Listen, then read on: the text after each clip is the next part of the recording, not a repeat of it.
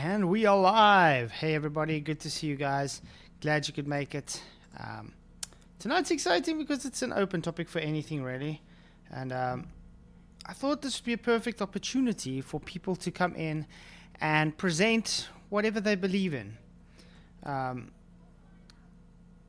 I think it will be an interesting thing, not to rebut what the people present, but just to see what their thoughts are and why they believe what they believe. And then we take it from there. How's that sound, guys? So, yeah, if you guys believe what you believe, please do hit the link above and come in and present why you believe what you believe. It doesn't matter what you believe. If you believe a globe, if you believe in aliens, if you believe in ghosts, Satan's short season, the rapture, if you believe Jesus is not God, or you can believe anything you want to. You're not Bigfoot or the giants. This is your chance to come present and, just share why you believe what you believe, and then we just have a friendly discussion about it. So yeah, I appreciate everybody being here.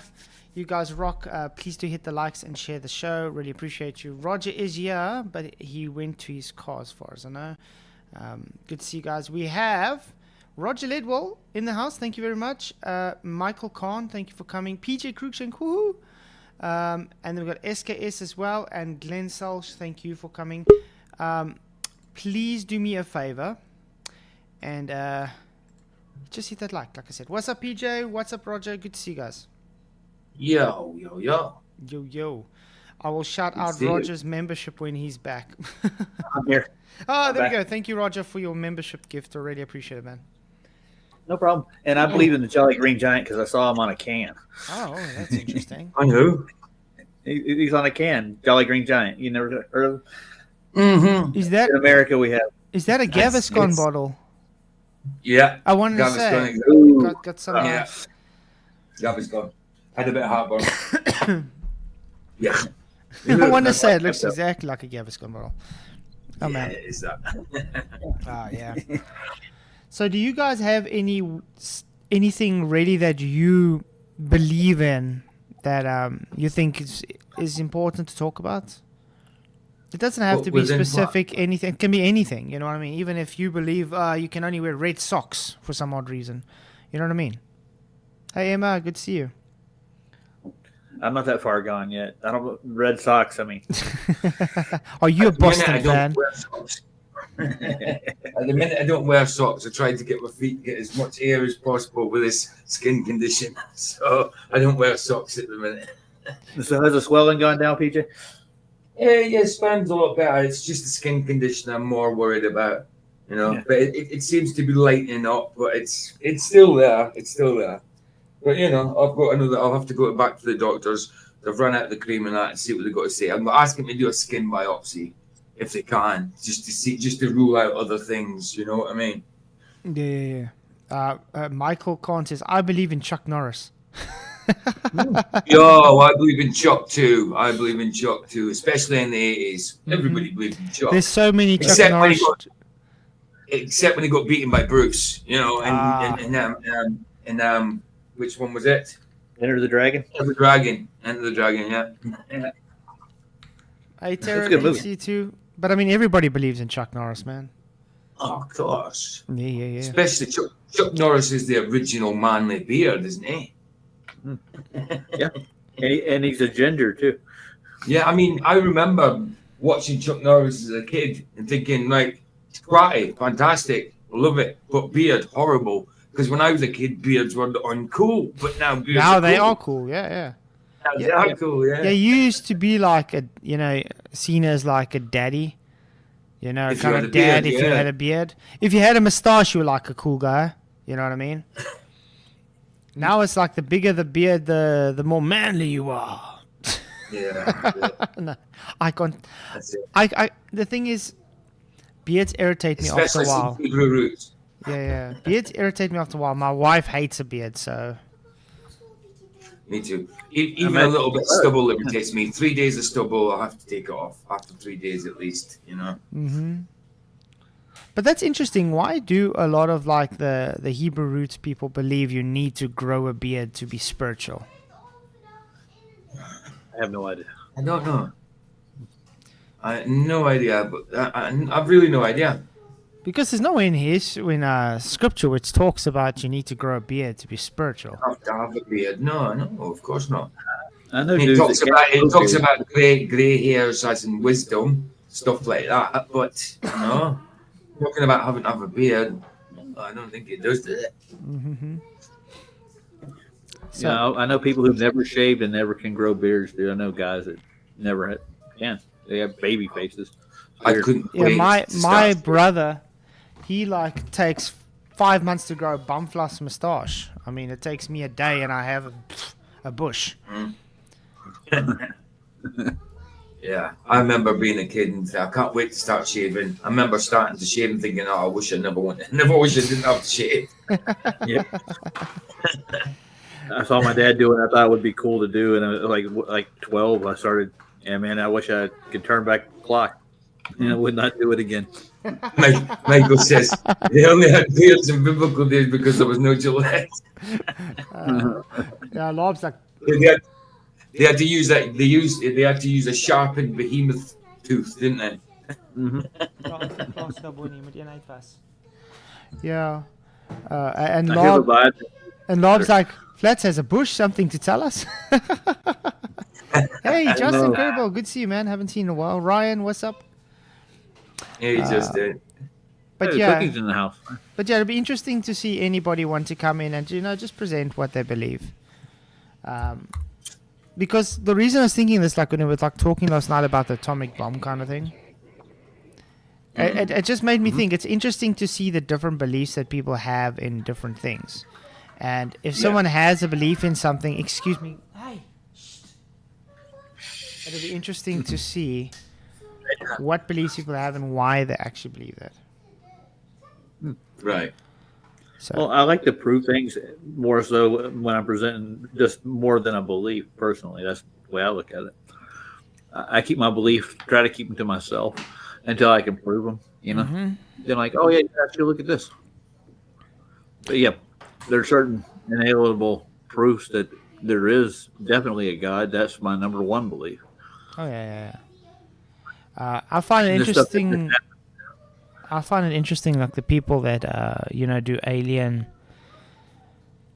investigations. Like, only reason I got into alien investigations because I had a close encounter with an alien.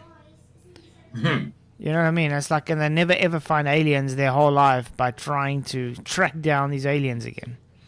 Right. I do believe these so-called alien encounters are just demonic. I believe it's demons. Yeah. Me too. Manifestations of bad spirits. Yes, absolutely. Her Moomin Rider, a kid on Facebook said waterproofs pressure doesn't need a container because water doesn't have a container. What? That's insane. Don't get you a 9-cup Oh, of water right quick. but I mean, this is what was brought up last night to Luca as I got well. a coffee right here. Sorry? I have a cup of coffee. It actually is in a container. A cup? Last time I checked, the cup is a container. Well, your avatar, Dr. Pepper, is in a tin. Yeah. Why don't you just have a gravity tin? You know what I mean? You don't need a actual tin to hold Dr. Pepper in. And that's Cool Ranch flavor Dr. Pepper, by the way. I know. I mean, can't you contain it in the shape of a can without the container? Come on. No. You just need Why not? You just need a gravity pocket, man. Yeah. I mean, fluids and gases keep their shape of the container they're in. What you're trying to say? Yeah. Weird, huh? It still is. It's good to see Sov is doing better with his blood pressure, by the way. So glad he's feeling better. But Sorry about Brandy, though. But I do have some things I want to call Sov out on, though. A lot of things he's saying these days I don't really agree with. Yeah, me too. Still, I got nothing against Sov. So if he ever wants to come and have a discussion, I'm more than happy to have those discussions with him. People are allowed to have different opinions. course. Some serious retarded ballers on Facebook. Yeah.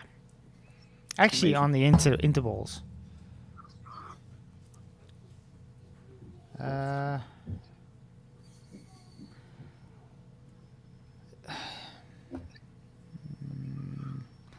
Let's see. Do you think anybody's really going to come in and have a discussion on what they believe?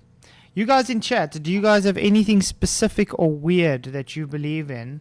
And why do you believe in that? You know what I mean? Well, what is a weird thing you believe in? That's what I would say. I mean, like in South Africa, a lot of the black communities believe in what they call the Tukolosh. So they don't, it's like a dream monster that lives under your bed. So in a lot of the black cultures, they don't actually have beds that are off the ground. That's why it's on the ground, because they believe the Tukolosh lives under the bed. Are you sure they did it so they don't have snakes crawl under their bed? No. It's for the Tukolosh. They eat the snakes, so. Good. Did they actually believe that, or do they know it's a myth? A lot of them are brought up with it in their culture. Right.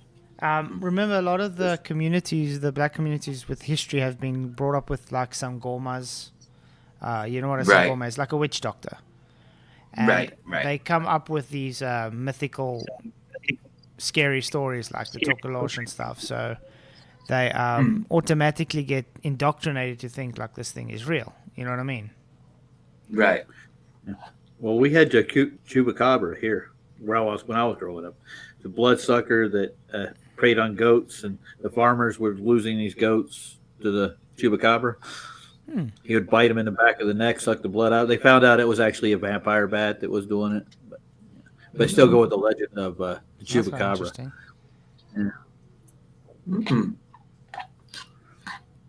I saw an interesting documentary the other day about giants in where is it exactly? I'm trying to think what the name is. Starts with the M. Malta. The Malta giants. Oh yeah. Yeah. Yeah. And the legend that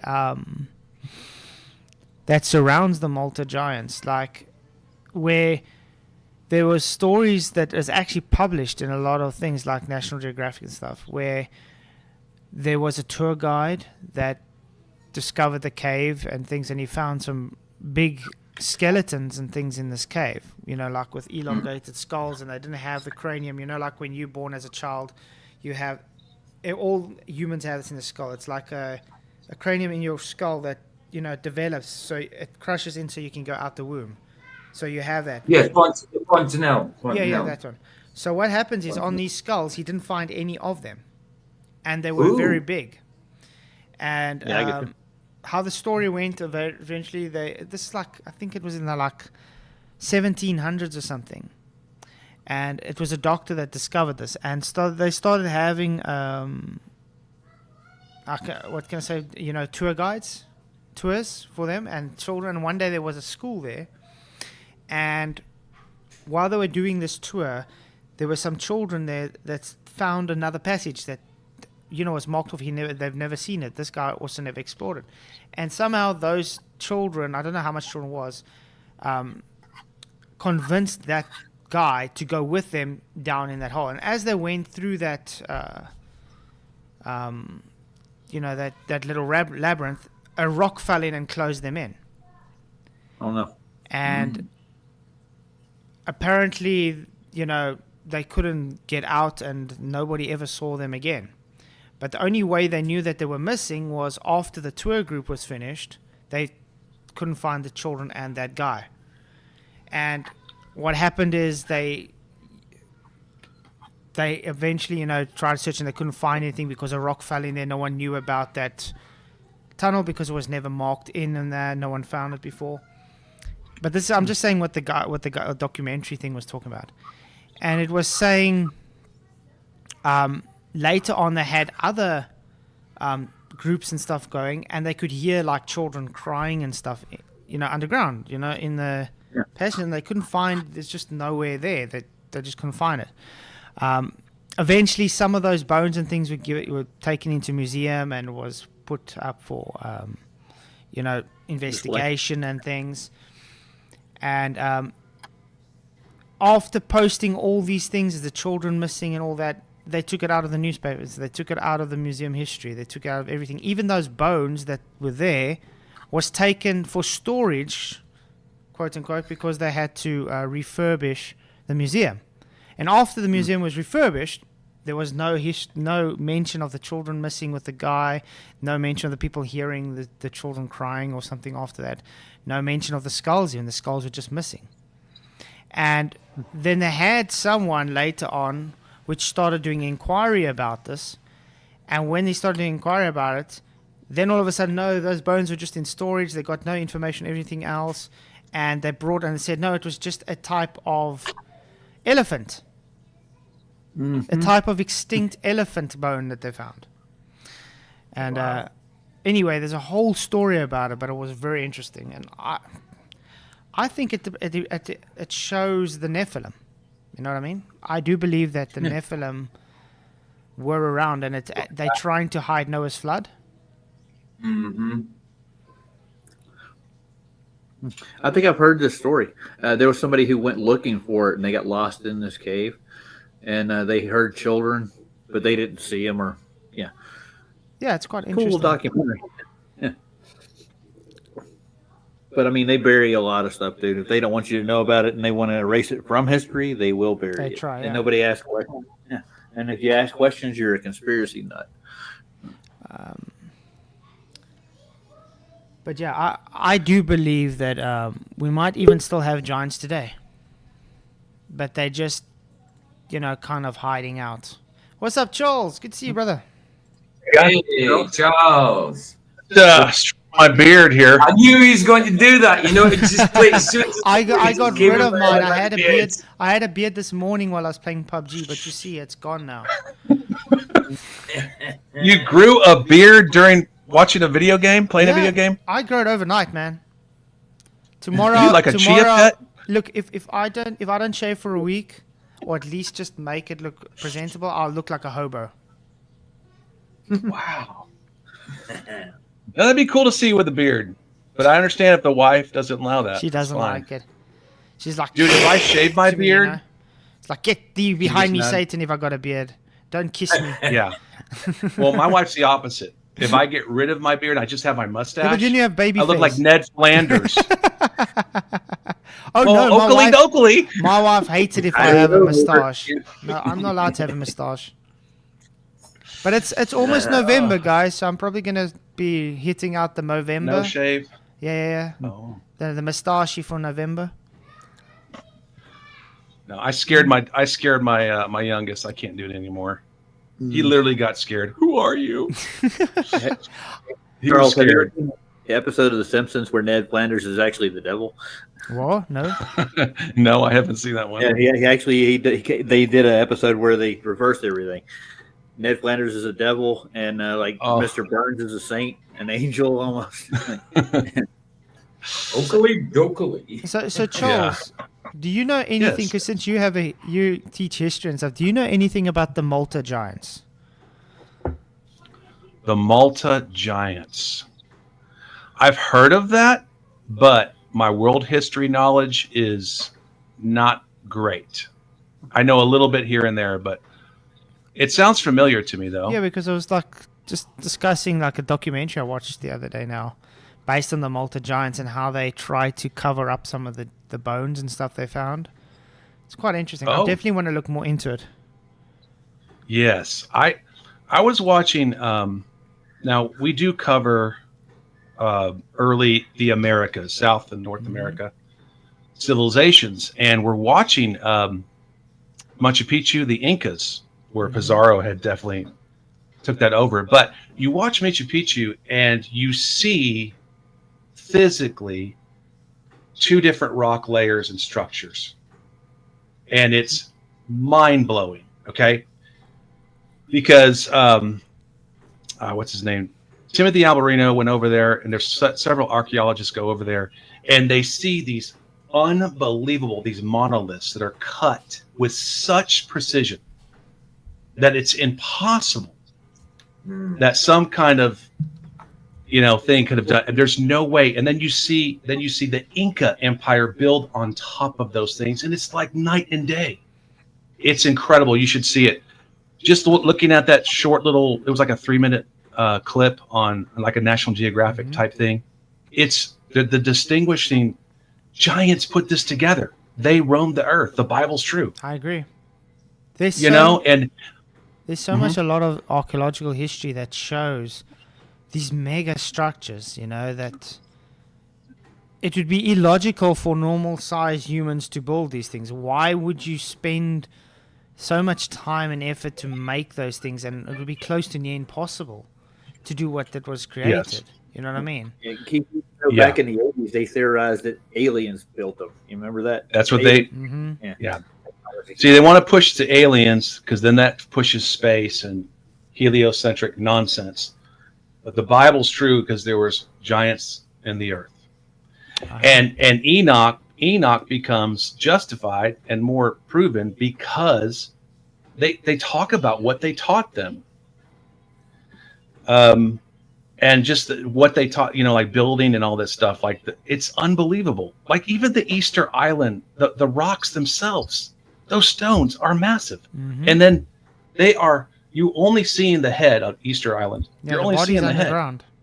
The body's underground, and it's massive. These structures are unbelievable. Like when you look at it if you just go to Machu Picchu, just look at some different pictures, you'll see a wall you can tell the difference because there's like little stones and stuff like that. And not to take away from the Incas because they built something on top of that was really cool, but under it, guys, it blows your mind. Like the structures, the cut, the precision. You can't fit a piece of paper in between the two the grooves. It's unbelievable.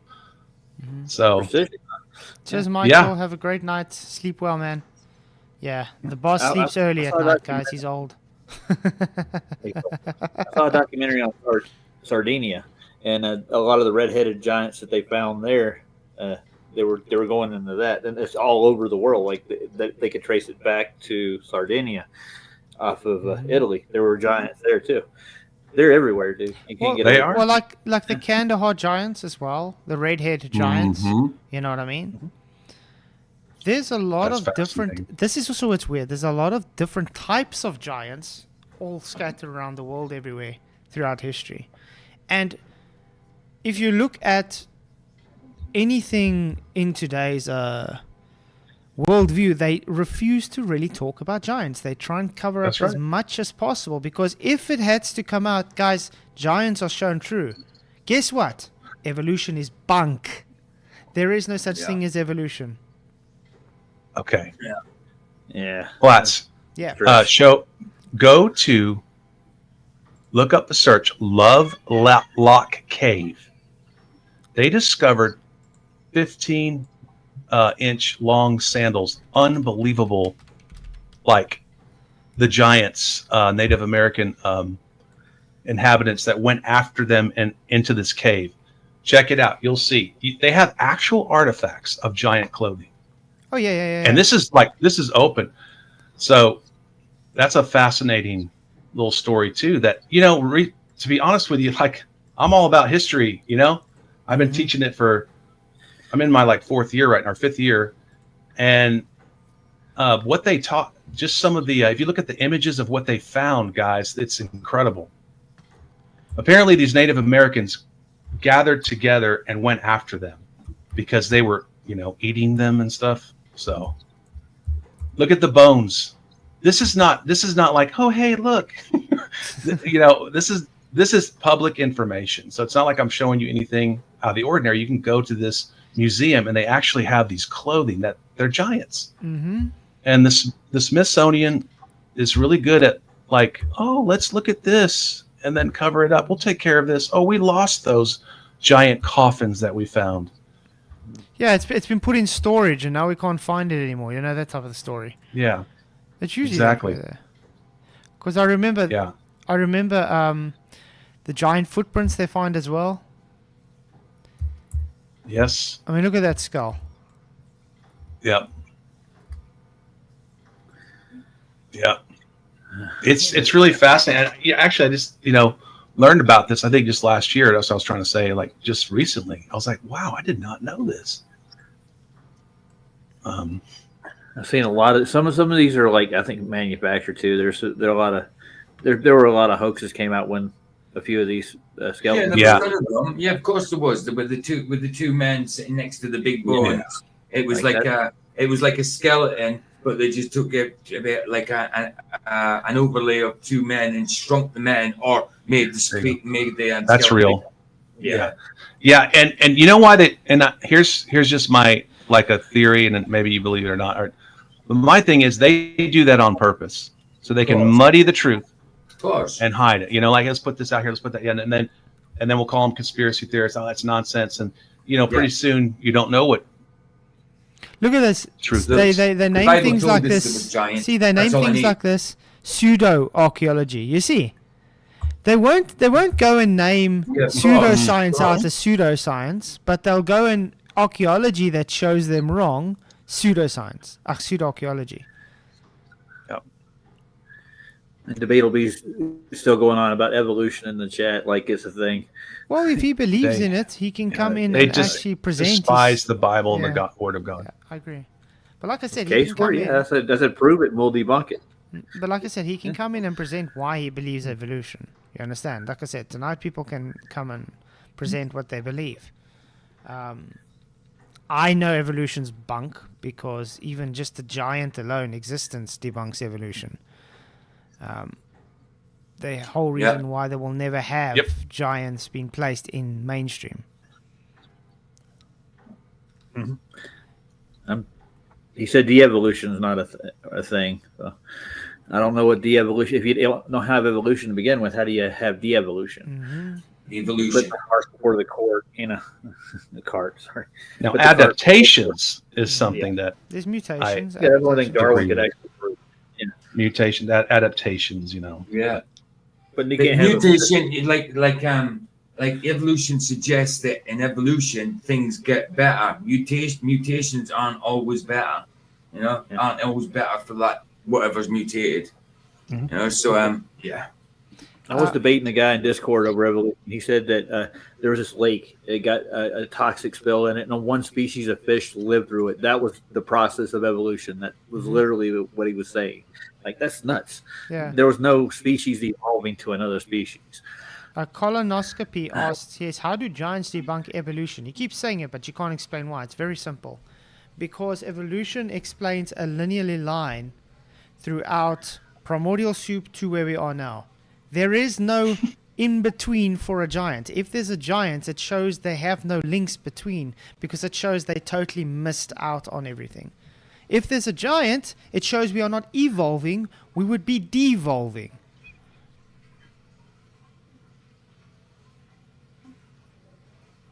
Yep. And by the way, if you look in reality of how things are today with mutations and things, a lot of the mutations are part of devolving. It's entropy.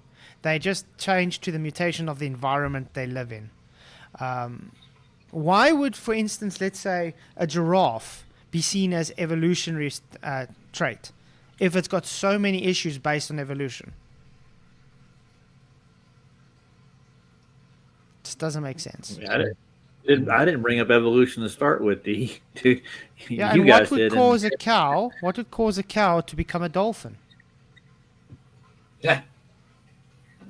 Adaptation. I don't know. It needs to swim now. I don't know how that would work. Has anything ever developed gills and gone back into the water? Yeah, no. The opposite, I mean, why didn't they all come out of the water? Mm-hmm. Yeah. Build homes. Colonoscopy, who says that a cow became a dolphin? Evolution. Have you ever looked at the evolutionary line before? Does he? A mammal-like cow evolved into a dolphin. I always tell the joke, like, how many cows did it take to drown before he grew, before he could breathe underwater like a dolphin? Right. Yeah. Well, they just hold their breath, don't they? Pretty much what they do underwater. Mm-hmm. They just get enough water air to do it. Whales also debunk evolution. Yeah. No, different kinds of whales. Don't get me wrong, and they don't all look the same. Yeah, but there's They're skeleton there's structures. bones from They're evolution that debunk bones from whales that debunk evolution as well. And why aren't whales still evolving? Why are there any species that are, in the sea or on land evolving into something else as we speak? They don't. Oh, it takes millions and billions of years, so you can put a gray area over it, right? And it'll take time. Hold your breath. So yeah, it's quite interesting. But I don't see why It's kinda like a anybody big would believe in improvement. evolution, to be honest, especially today. Yeah. Oh, I found out something yesterday. They quit teaching the singularity. What? Really? Yeah. They just wrote it off like it's no big deal. It happened everywhere in every part of the universe at once. That's interesting. Okay. I know. Charles, are you having your second stream tonight? Yes, I am. Awesome. Yeah. Looking forward to that. Yes, we're talking about little victories and the narrow path, Nice. and doing some Q&A and just the way God's operating. And sometimes we're always looking for blessings in the big, when if we just take a moment, God is like giving us little things and little wins all the time. We just have to stop and be patient. And anyway, we're going to talk about that. So we're pretty excited. That was the title of your stream, actually, wasn't it? Yes, it is. Yeah. There's Just a little moron things. in the audience saying that whale bones prove evolution now. I'm sorry, I had to say it. Whale bones do. Yeah, I don't know. Debunks it. Have they ever heard of Walter Vaith before? Maybe not. No, probably don't. Have them look it up. Google it, dude. Yeah. Crazy. Protocells, too.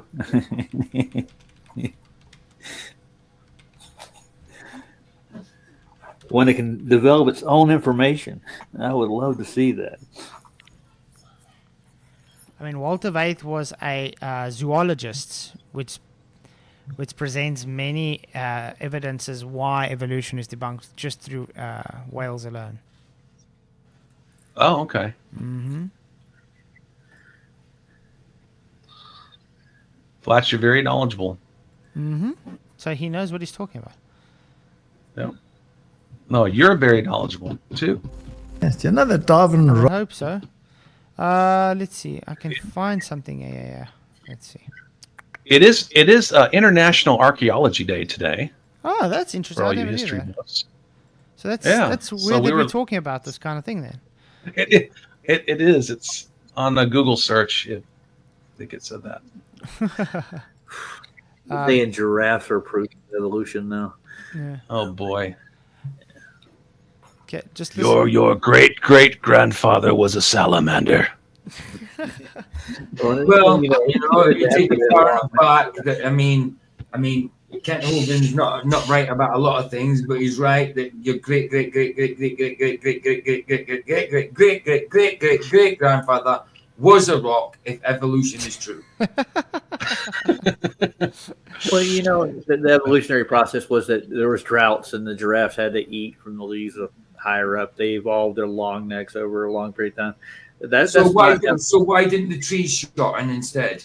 Mm-hmm. Yeah, I don't know. Good question. I think God made it that way. easier for their trees Good to point. shorten than a giraffe's neck to lengthen. Mm-hmm. Okay, let's try and listen to what he says a bit. Wrote his first notes on evolution and sent it out to other scientists for comment in 1844. I just found that very fascinating and fascinating. interesting, because that's the same year in which spiritualism started in the world, with the rapping of the Fox sisters. So you have spiritualism very intricately involved in Darwinism, and Darwinism himself belonged to an organization that is called the Ghostly Guild, where they would communicate with spirit entities. And There we go. So everybody who believes in Darwinism, evolution, is religious. A spiritualist? You're spiritualists. Yep. Yeah.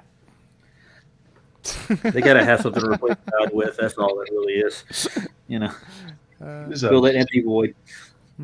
I think this explains a lot why evolutionists can't get over their cognitive dissonance about it being false. Because it's a spiritual thing. They've fallen for a cult. Makes sense. That's a good point, Charles. Why don't they eat fallen leaves? Where they had phenomena taking place, like tables rising from the floor, and this is all well documented in the literature. I want to see where it talks about the whales there. Against God. They're not going to give you a strike, are they? Because I do believe exactly evolution is just to try and hide God. Exact 100%. It is that. Okay, I'm not going to be able to look through this whole thing, but It accompanies the Big Bang. Oof. Yeah. And it happened everywhere. Yeah. The big- Sorry, time doesn't create things. no. Yeah. Time is a Time's not man-made even a construct. Exactly. 14 billion years ago. I'm like, every time I hear it, I just dismiss it. Every time they say it, just forget it. I wonder who was cooking primordial soup. Primordial soup. Where's the recipe?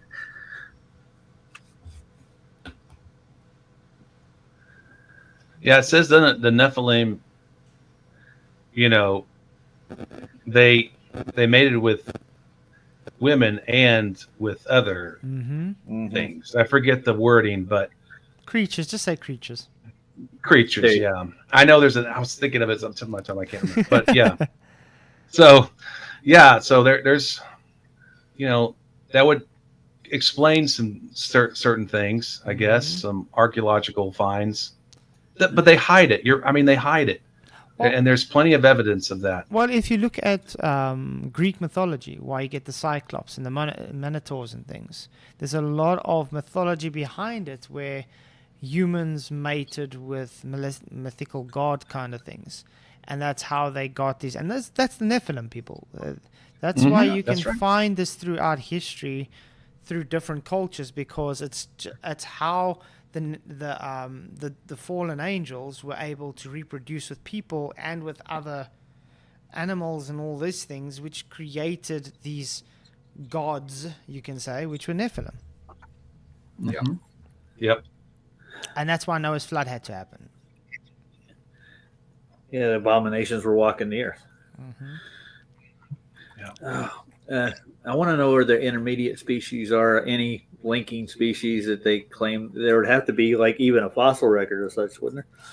Oh, they've got Lucy. You know, No. they've always got Lucy. And they're fake.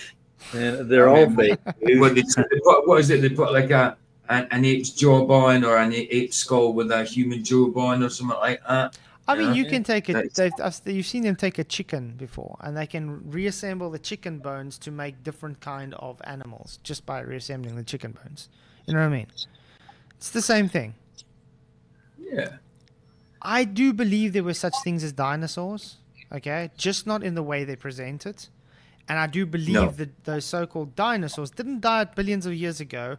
They were in the times of Noah with the Nephilim.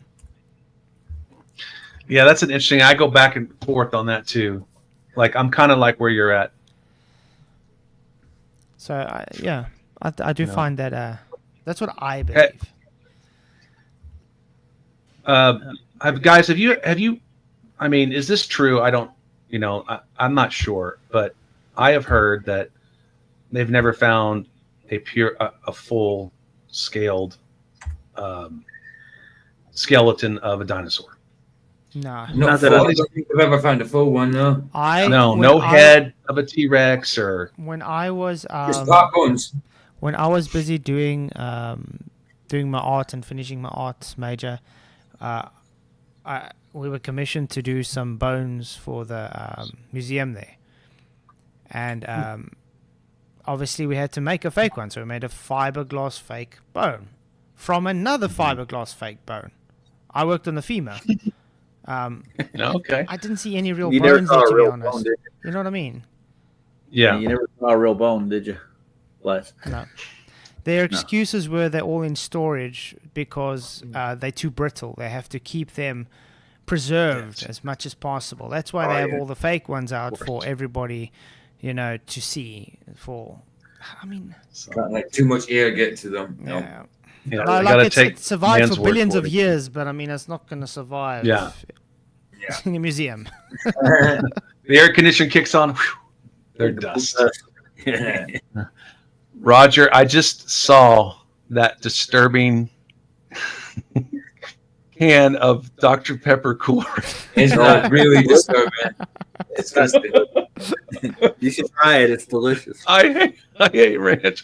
Dude, that is hilarious. Okay, sorry. I had this. I was on Sobs last night. He gave him the munchies. He had to go get some Cheetos. Pretty funny. Oh my gosh. It's an interesting subject, man. My Dr. boys Pepper. love dinosaurs. Not that one. I'm trying to forget that. I could just imagine drinking it. Cool Ranch, Dr. Pepper. Shame. Debatable D. Back to the dinosaur. Yeah. They're saying Well, I even did we an need to Google. Debatable D. Hold on. I even did an exhibition at the Art Museum of Braamfontein. So, yeah. Hey Siri, have they ever found a full fossil of a dinosaur? Yeah. I'm asking. No. Scientists have never found a full dinosaur skeleton in which all bones were accounted for and recovered. This is because only a tiny percentage of animals were ever fossilized, and most of these remain buried in the earth. Well, there you This go. answer is from study.com and Wikipedia. Sorry, I had to do that. No, I'm glad you did that. Yeah. Okay, because There so you we're go. just going on, and then you do Jurassic Park, and you get us all trained up, and so. But the latest on dinosaurs is maybe we've been wrong about dinosaurs all along. They actually had furry skin. They actually had And feathers. And very yes. colorful, like birds. I still want to know how they come up with the sounds for the dinosaurs, though. How do you know how dinosaur sounds based on incomplete bones that you put together? But they make a lot of assumptions, like a spherical Earth for one, dinosaur bones, skeletons, full skeletons. They don't even have it. They got to jump to conclusions. Mm-hmm. I think that's probably right. Yeah. That's one thing they do. They sure do fill the heads of those young people with just dinosaurs. Yeah, Mhm. yeah, Sure. mammoths are real. Yeah, we found full. Yeah, That's not a yes. dinosaur. Yeah, Yes, mammoth is that's real. not- Yep. Today, the closest they consider to dinosaur really is a crocodile. You find full crocodiles,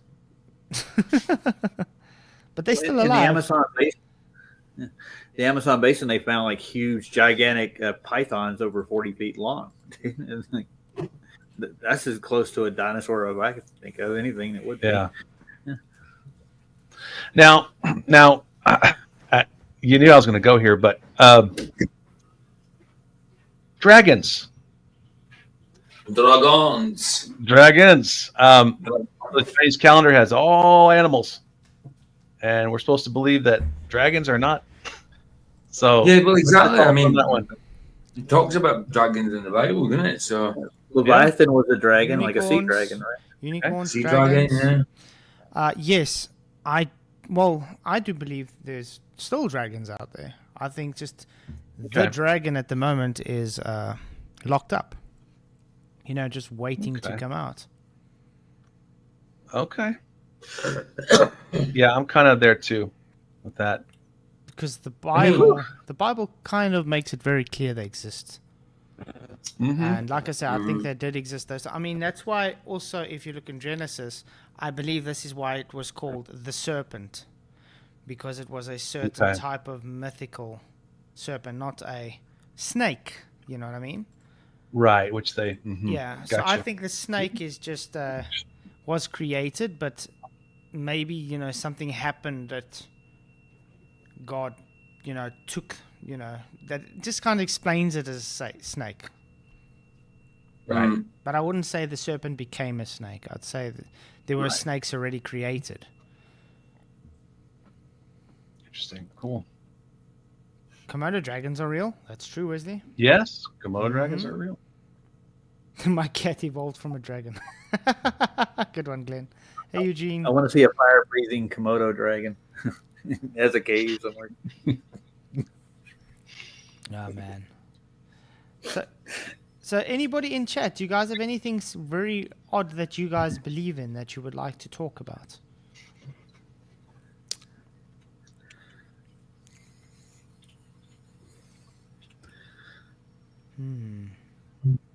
We get nothing. So far, nothing. Got a lot of people in chat, though. So it's good to see good. you guys. Their fingers aren't broken. I can tell you they can click a link, right? Like the show. Yeah, hit the old zoots, guys, as Michael says. Boom. Hit the old zoots. 30 of them. Come on. Make Muhammad proud.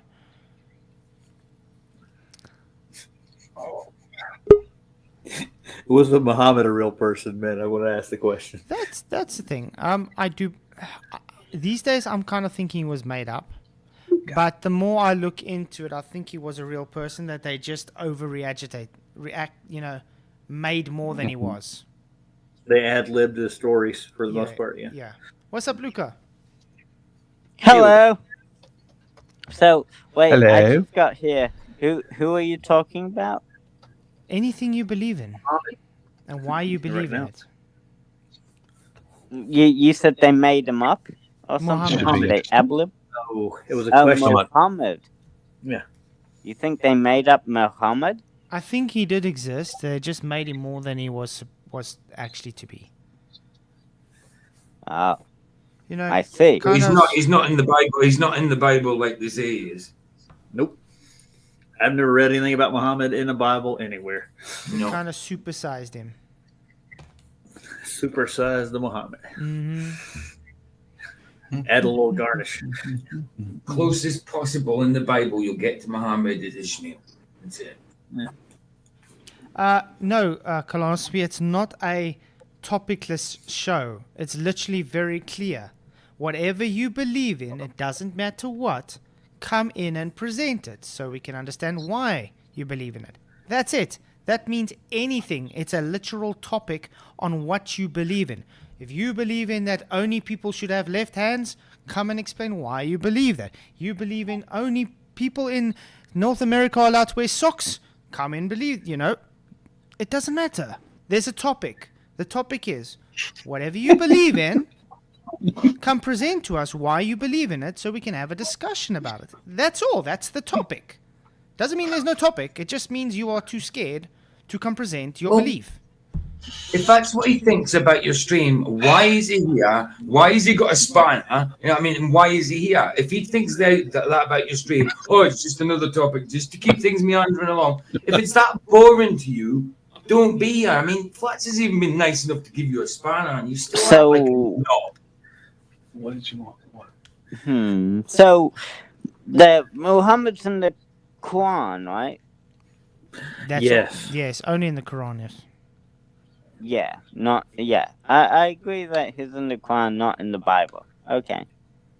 There you go. And that debunks the Quran, by the way, because the Quran says Muhammad says he's in the Bible. Not all shows, not all streams colonoscopy goes the way they're planned. Sometimes shows go different ways. You start talking about something and it goes in a different direction. Happens all the time. You should know that about live streams.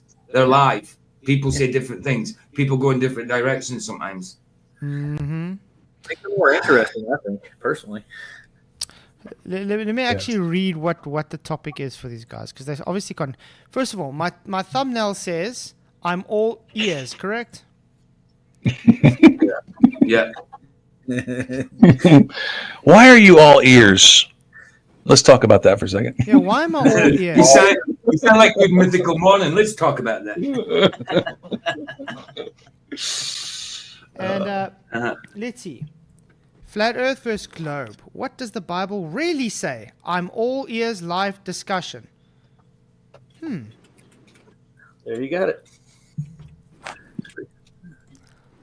So, have you come to discuss your globe belief? Why you believe in a globe? Why you believe in evolution? Why you believe in aliens? All that is based on the globe, by the way. Every single discussion made tonight is either based on flat or globe, because reality, we live on a flat Earth, and reality is you believe you live on a globe. So anything you believe on will either be constituted based on your belief of a globe or based on flat. So I'm all ears to listen why you believe what you believe. So it's on topic. Well, doesn't Dave Weiss believe there's outer lands and aliens could come from those outer lands on the flat Earth? Yes, I've heard this. He Yeah, pushes he said pushes that's a actually possibility. aliens. Yeah. And Colin asked me, it's a live stream. You got to expect these things. But what if the topic goes? You want to go away now, but what if the topic comes back on to what you wanted it to be about? If you want it Then to you're be not going globe, to be, wait. you're not going to be here to know. If about you want are it you? to be If globe, go- you can just come say, "Hey guys, I believe in the globe. This is why," and we discuss it. There you go. Yeah. That's simple. Then it could have got back And- onto flat Earth and globe. Then, if you'd come in. And very cordially, I might add. Yeah, I mean, we're just having a normal discussion. are. We're not here to fight or berate anybody. Why Nope. can't people just be mature enough and respectable and just have a discussion? Yeah. What's on your heart? Yeah, That's what we're gonna do. it really doesn't matter. I mean, really, if you believe Cleopatra was actually a transvestite, present it. It doesn't matter. LJ, come tell us about Cleopatra being a transvestite, bro. Come on, man. We want to hear his evidence for this.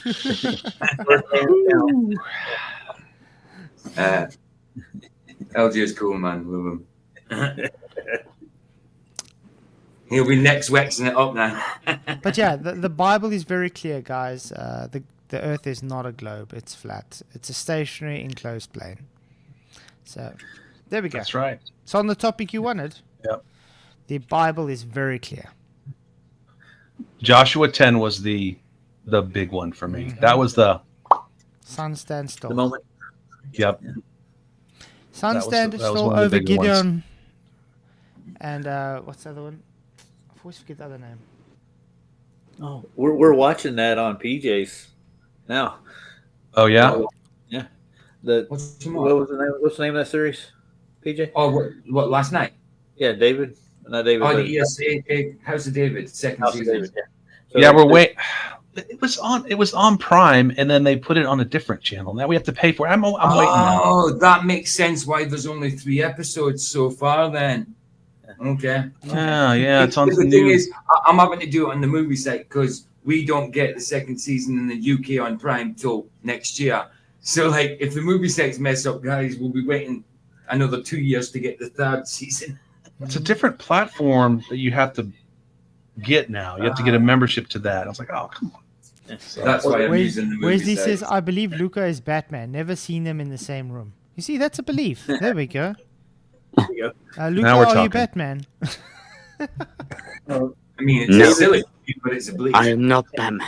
The House of David is Now- post. No, man. Of course, he's not Wait, Batman. no, He's Robin. you should say it the right way. I am Batman. I am not Batman. I am No, Batman. I'm Robin. I am That's right. Robin. Where's the trigger man? Who's the trigger? Do you have a bat phone in your layer, Luca? If I call it. No, what but do he you has GPT. Oh, okay. GPT. No, but I have a Samsung. S24. Oh, there you go. Good one, This Luca. sounds more like a manga character, bro. This is more like a manga Batman, isn't it? Oh, damn. Damn. Now, yeah. No, McToon wasn't Batman, Glenn. McToon was the Penguin. Wow.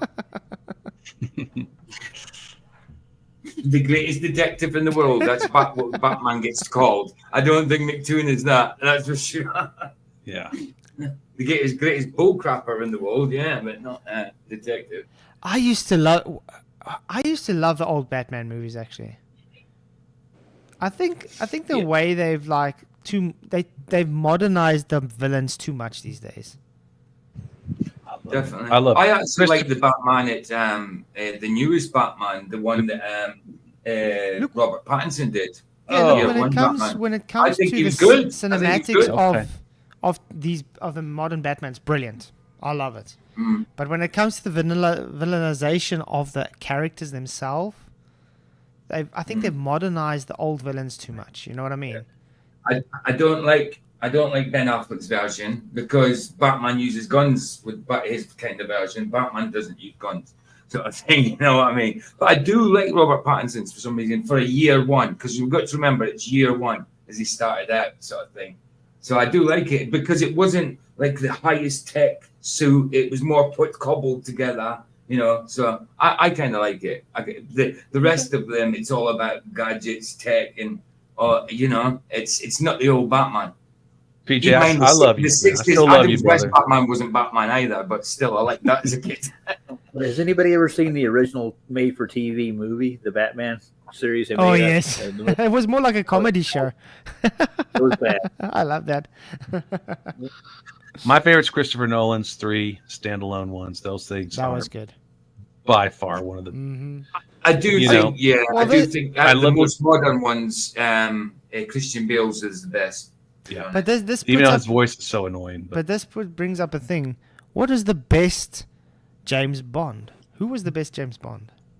Oh, I'm going to be biased here, obviously. Sean Connery. That. Oh, I love Sean Connery. Sean Connery was good. I mean, Yeah. I don't know. It depends when you were young and watched. I love Pierce Brosnan as Batman. Batman. James Bond. Yeah. But Sean Connery to 007. me was also brilliant. Timothy Dalton wasn't Yes. bad. No. Who was the guy after Sean Connery?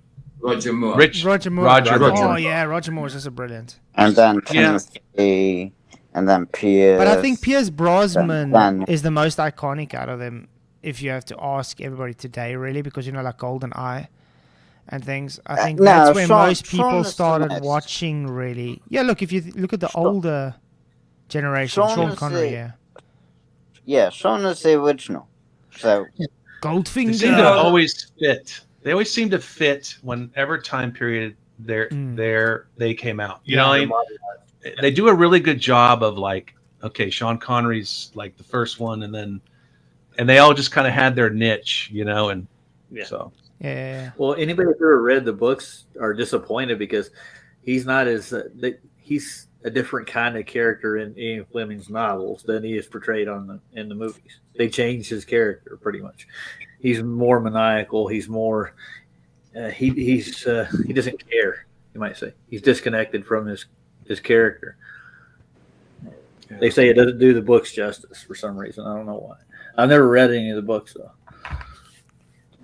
Maybe I should pick up a 007 novel and read it. I think I remember hearing a thing where they said the reason they used the Aston Martin DB5 was because they wanted to use a BMW, as far as I know, and BMW said no. It didn't fit their brand, and I think that was a big problem for BMW. I think it was a BMW that they wanted to use the M1 or something from the BMW, as far as I know. And they said, no, it doesn't fit our brand. So that's why they reached to Aston Martin and they gave them a DB5. And that became an iconic car through the James Bond series. I like the Austin better, personally, just by the looks of It it. suits it. yeah, because that's interesting. BMW is German, isn't it, or no? BMW. It's Bavarian. Bavarian Motorworks. Motorworks, yes. Bavarian Motorworks. Ja, das ist gut. Das ist gut, ja. Zeg het right, BMW. yeah, man. Now, do you believe in 007? Do you believe in James Bond? in real Got to life. remember, MI6. got to remember, got to remember George Lazenby. He played one movie before Roger Moore became the full James Bond. He did one movie after Sean Connery's tenure, didn't he? Yeah, Sean Connery did James Bond, then George Lazenby did one movie. George Lazenby. I don't think he caught on. I don't think people. No, well, he just did one movie. He didn't want to do it anymore. No, I think. That was his choice. Yeah, I think so. Yeah, I think so. George Lazenby was his name, I think. I think right. Let me check it.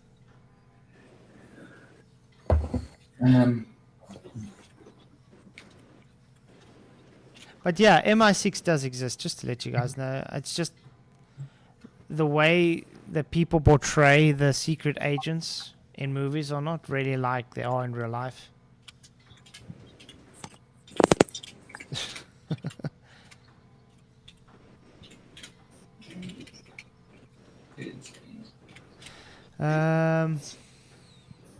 Keith, are you all ears? Zandame for New York for panel. No. Are you guys for Zandame for New York? Who is that?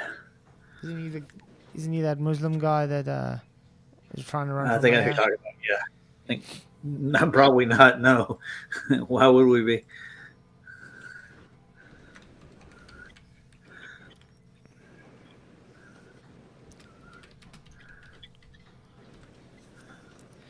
Zandi. Mika Zandi, hot. No? What?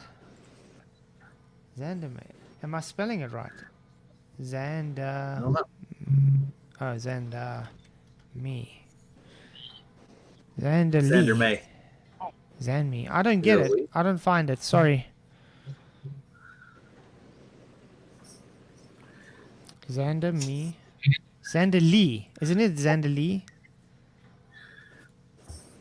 I'll have to look it up. About Xander Lee Gomez. I don't know. Am I confused? Nope. Only thing I get is Xander Lee real estate in New York. Sorry, I don't know. I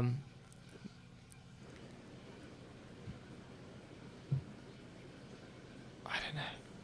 I get nothing on the search. I don't know what they're talking about. Zandami. Isn't it Zandami? I think it's Zandami. Mandami. Memdami. Well, we debunk dinosaurs in real time. Oh, there we go. Yeah, Zoran Memdani. Okay. No, I'm not for him because he is a Hamas supporter, as far as I understand. No, not for Zamdani. That's what you wanted to hear. Anybody that supports Hamas is to me a no-go. Thank you. Who's Hamas? Oh, you don't know who Luca. Oh, come on, Luca. We've we've discussed this spoke already. about Yeah. this. You know who they are. It's that food you eat that's made out of chickpeas. Oh, yeah, it's good. You dip your... Okay, the biggest debate ever to hit the interballs. Pineapple on pizza. I go, think it's okay. I like it. I think it's all right. I like I don't it. mind it. I like it. There we go. There No we go. problem. Sorted. No Three of problem with pineapple What do pizza. people have What's against that? pineapple on pizza, though? I don't know. I think it's okay. Weird. We have. Charles. I've had pineapple in certain salads, so I think it's okay. I think Charles is busy with the kids. He's not answering. Hey, do you like pineapple on pizza, Charles? Come on. He'll get back to you. No, but he likes pizza on his pineapple. There you go. or you could be like Betty and you could put tuna fish on your pizza. Come on. Yes, Mr. Jingles, if Sov supports Hamas, he knows I'm against it, and I've been vocal about that, about Sov. There's a lot of things we disagree on, and that's definitely one of the things I disagree on. I don't think either group there should be a division there. Palestinian Yes. But as Yes. far as I know, Yes. Sov Yes. doesn't support Hamas himself. He supports the Palestinians. So Yeah, I don't It's think an he's organization founded in 1987. Yeah, the predecessor to that was the PLO. If you ever heard of them? yeah, I The now Palis- know who Hamas is. huh? I now know who Hamas is using They were the whole Understand. reason ChatGPT. for the war for the last 2 years in Gaza. Cool. Yeah. No, it's not cool. It's No, very I- uncool. I didn't know that. It's very uncool. I don't think there should be a war in Gaza, dude. To be Well, honest. now I know. Have So, any of you yeah. ever had a ice cream pizza before? No, not at all. Actually, very Ice good. cream pizza. Yeah, ice cream pizza. Oh Do you my. freeze it? A few years ago, we went. We got like what we call panarotti here, and every Thursday they used to have all you can eat evenings, and they like come around with different type of pizzas and just give you one if you want one. And the one night they came up with ice cream pizzas. I was like, oh, okay. And I tried it. It's actually quite good. Chocolate ice cream, like a cheese chocolate would be on the top of it. Nuts, No. maybe. It's a pizza base with the ice cream and chocolate and things on. Very nice. I was actually pleasantly surprised. Ow. My ears. Charles is playing wind chimes over here. Sorry, that was my ring. My bad. No, that's all right. So, do you like pineapple on pizza, Charles? Since you're here. Oh, no, Oh, I don't mind that. no, I'm not a fan of that. So, I don't mind sweet and savory in some instances. That's not one of them. Oh man. But I'm not like Now, I Yeah. worked for a pizzeria. We had this thing called a teriyaki moon pizza. It actually had teriyaki sweet sauce, baby Gouda, and mozzarella with chicken seasoned just so. It was actually a decent pizza. And a little smoked Gouda, what was this? The smoked cheese they put on it. They had a smoked flavored cheese, just a light sprinkling. But yeah. Applewood. It sounds good. Mm-hmm. Oh, apple. Applewood cheese. Applewood. It's got, yeah. Oh. I don't know if it's called the same in the States. It's lovely. I love all sorts of cheeses, man. Chili cheeses, cream cheeses, smelly cheeses. Cheese is good. Cheese is brilliant. It's so brilliant. It's bad. Halloumi. Halloumi cheese is nice. Do you know what a Scottish prison food it's not a prison food as such, it's just bread, jam, and cheese. But in the prisons in Scotland, I just want to quickly correct cheese and jam Mr. Jingles sandwiches. and Debatable D on something because they seem to be very incredulous about the history of Hamas and Israel. Do you know that Israel funded Hamas? No shit, Sherlock. They funded the Palestinian organization to rebuild Palestine so they are able to have a government. Instead, what Hamas did with the money that Israel gave them to build their state, they built tunnels and weapons. How does that go against my worldview? I know the whole full history of all this. Thank you very much. I wish people would actually look into actually knowing what they're talking about before making idiotic rubbish statements. You know what I mean? Yeah, if you're not sure of something, ask a question and Yeah, I'm more than happy to do it that way. Yeah.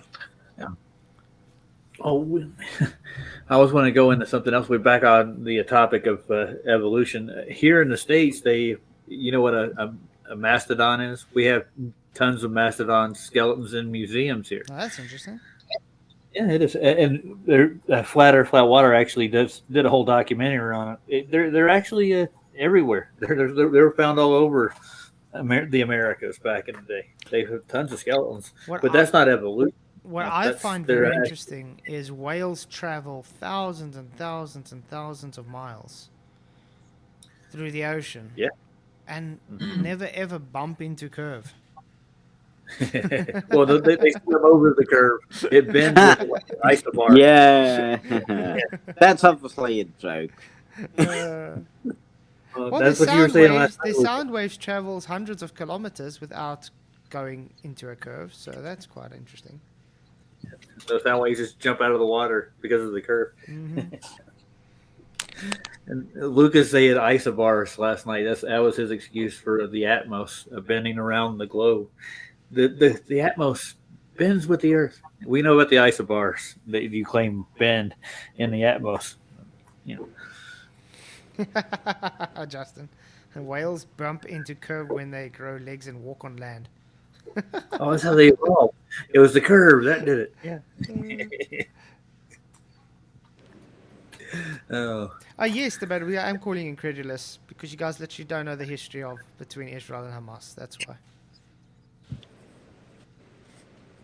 Yeah. Study it. You'll probably learn a little bit about it. Yeah, Alan drives an awesome BM. I don't know if you guys seen Alan's M3. Very Yeah, nice. seen him lying on the bonnet of it on Facebook. Yeah, the carbon lying on it like it run it over, like it run him over. Yeah, You're talking about Alan Nordstrand, he actually put it in his will that he left that BM to me. So thank you, Alan. All right. Oh, nice. Just check. I like the M3s better. They're a little more sportier. Yeah, it is M3. I like. Is it M3? Oh, okay. Yeah. I thought you had an earlier one. Yes, Got carbon fiber bonnet, isn't he? Is Yeah. it carbon fiber bonnet he's got it? It's very nice. Yeah, but Nice. when they first started producing the M3s, they used aluminum heads on the things, and when they overheat, they would warp. It's a pain. Can't believe it. Oops, sorry. Luca believes he's related to a pineapple. He is related to a pineapple. The water is a three-dimensional medium. No. Really? Thank you. Yeah. How did you know? Why That would made me you think be? now. Were the Nazis ever in Antarctica? Possibly. There's evidence to say so, I think, here and there. Well, I think he went down there to the run. Soviets Yeah. were in Antarctica for a while. I still want to make I a don't think- documentary about that because that just proves the globe as well. Yeah, I was talking about that last.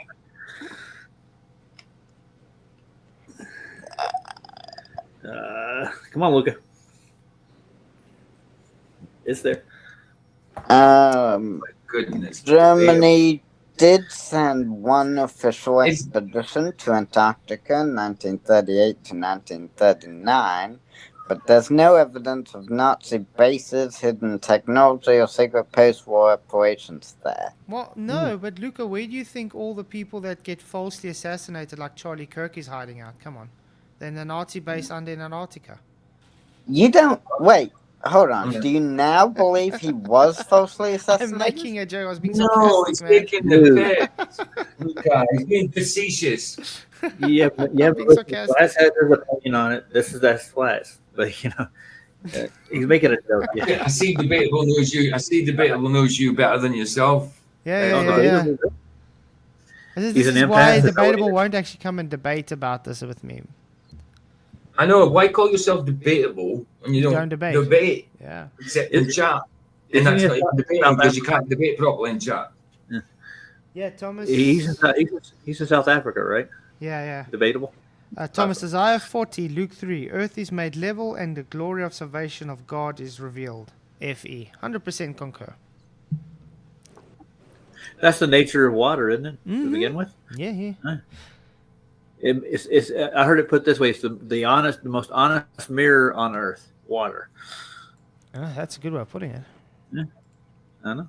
I thought it was pretty cool. Still water Water. would be the most. Is it water or water? Water. I would say me saying water is me trying to say English, but water. I would say where I'm from. I would say water.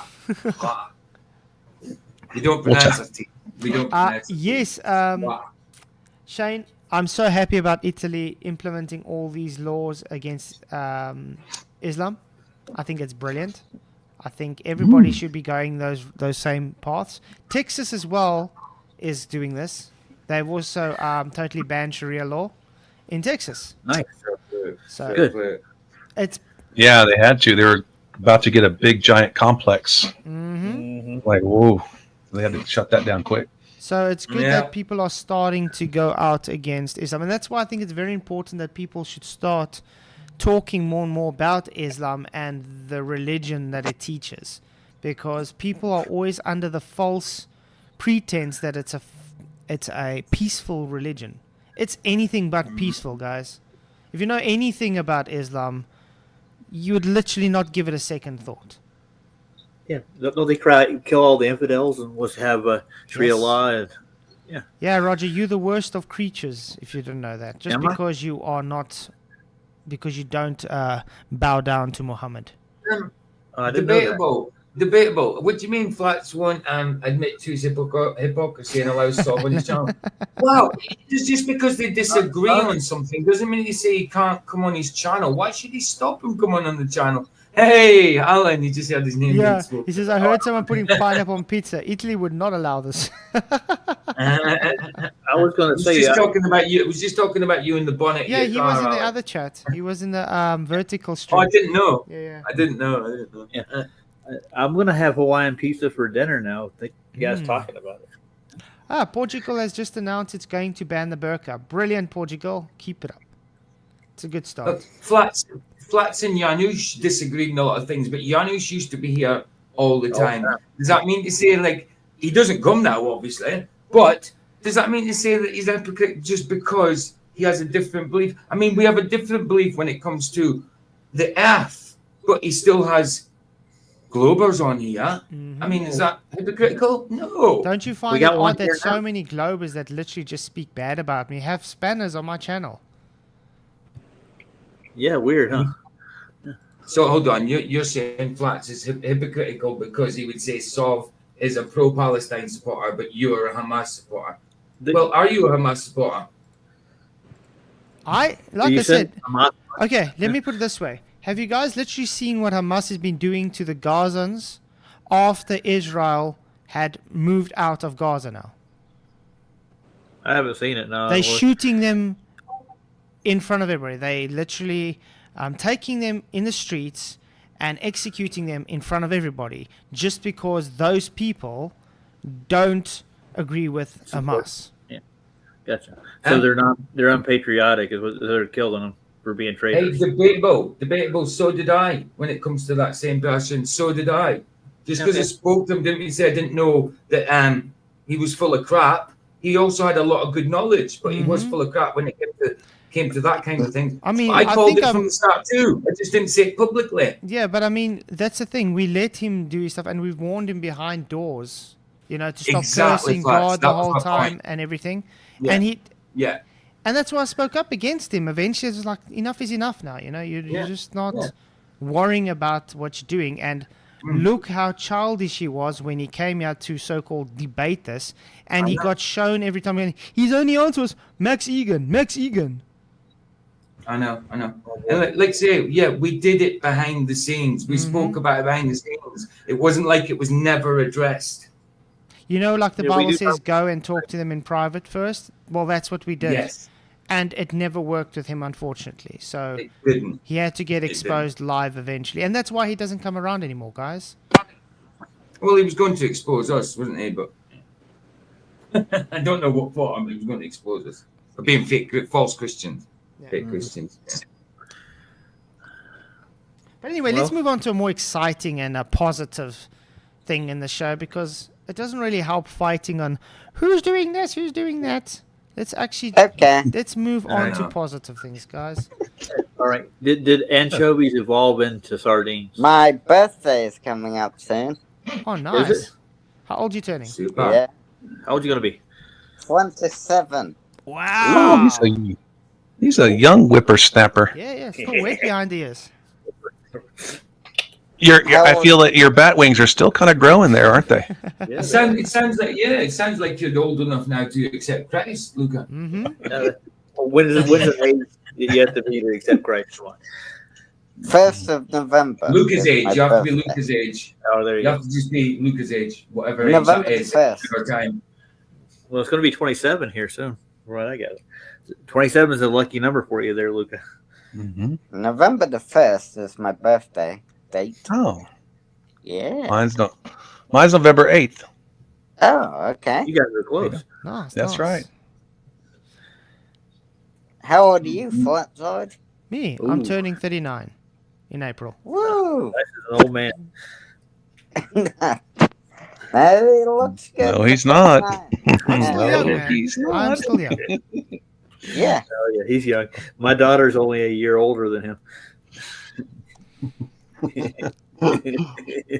The nice thing is, I know. I hate when my the nice thing, I've always looked younger than I really am. So I always used to like get discounts at places. But the problem is, when I wanted to get into places I am old enough, I always had to take my ID with, because I'd always get stopped. Huh. The reason I say 27 is a good age, Luke, is because that's the age. I mean, I dabbled with Christianity from the age of 18, 19, but at 27 is when I finally went into Christian Rehab Teen Challenge. Yes, it was Pentecostal, but it's where I got my teaching of Christ and stuff like that. And it's where I gave my life to Christ at the age of 27, properly. Because I did it before, but I don't think I meant it. So 27, that's why I say it's a good age, because that's when I did it. Well, you know my motto, PJ. You got to mean Sorry? it when you do it. You got to do it. You mean it. Absolutely. I just adopted that motto. I mean, I know it's Pentecostal and all that, but Teen Challenge I still think is a brilliant ministry. Yeah. Getting drug addicts off the street, and you know what I mean, giving them the actual gospel, you know, because they are charismatic, but they're not like these hyper charismatics, you know what I mean, that you see in mega churches and all that. But they have got the tongues going on and the falling about and that, but they're straight with the word. They're just deceived in that. Mm-hmm. And not all of them are like that. It's a general. Obviously, they've got member staff there that are Baptists and stuff, and from different denominations that don't believe that. They work together. Yeah. Thank you, Mr. Jingles, for gifting a membership. Woo! Appreciate it, man. Much blessings. You rock. Yeah, Heron got the membership. Remember, guys, every Wednesday is membership evening. So Wednesday nights we just do a membership stream. So it was a great chat last week. Hope to have the same type of chat this week coming. Just to say thank you to every member on the channel. So thank you. I got to figure out how to get the Patreons to be on there as well, because apparently it didn't show to the Patrons. So I got to figure that out. But I appreciate all you guys who support the channel. Just to let you know, you guys rock. I think I got a solution for you there. Just make all the Patreons members automatically. If you're a Patreon, you just give them a membership. How I do don't you know. make them a member? Good question. You can't just make them a member. They've got to pay for it. You can't just make them a member. Or they get gifted, one of the two. Yeah, or gifted, yeah. But it's got to be paid for either way. You can't. I don't think the creator can just say, "Oh, here's a membership." That would be nice. You get a free one. You get a free. Do you not get a free one? I do an Oprah. You get a membership. You get a membership. You all get a membership. Look under your chair. There's a membership under there. Yeah, because if Flats could give them out, that means YouTube miss out, don't it? Yeah. So, They do. You got to make there something. yeah.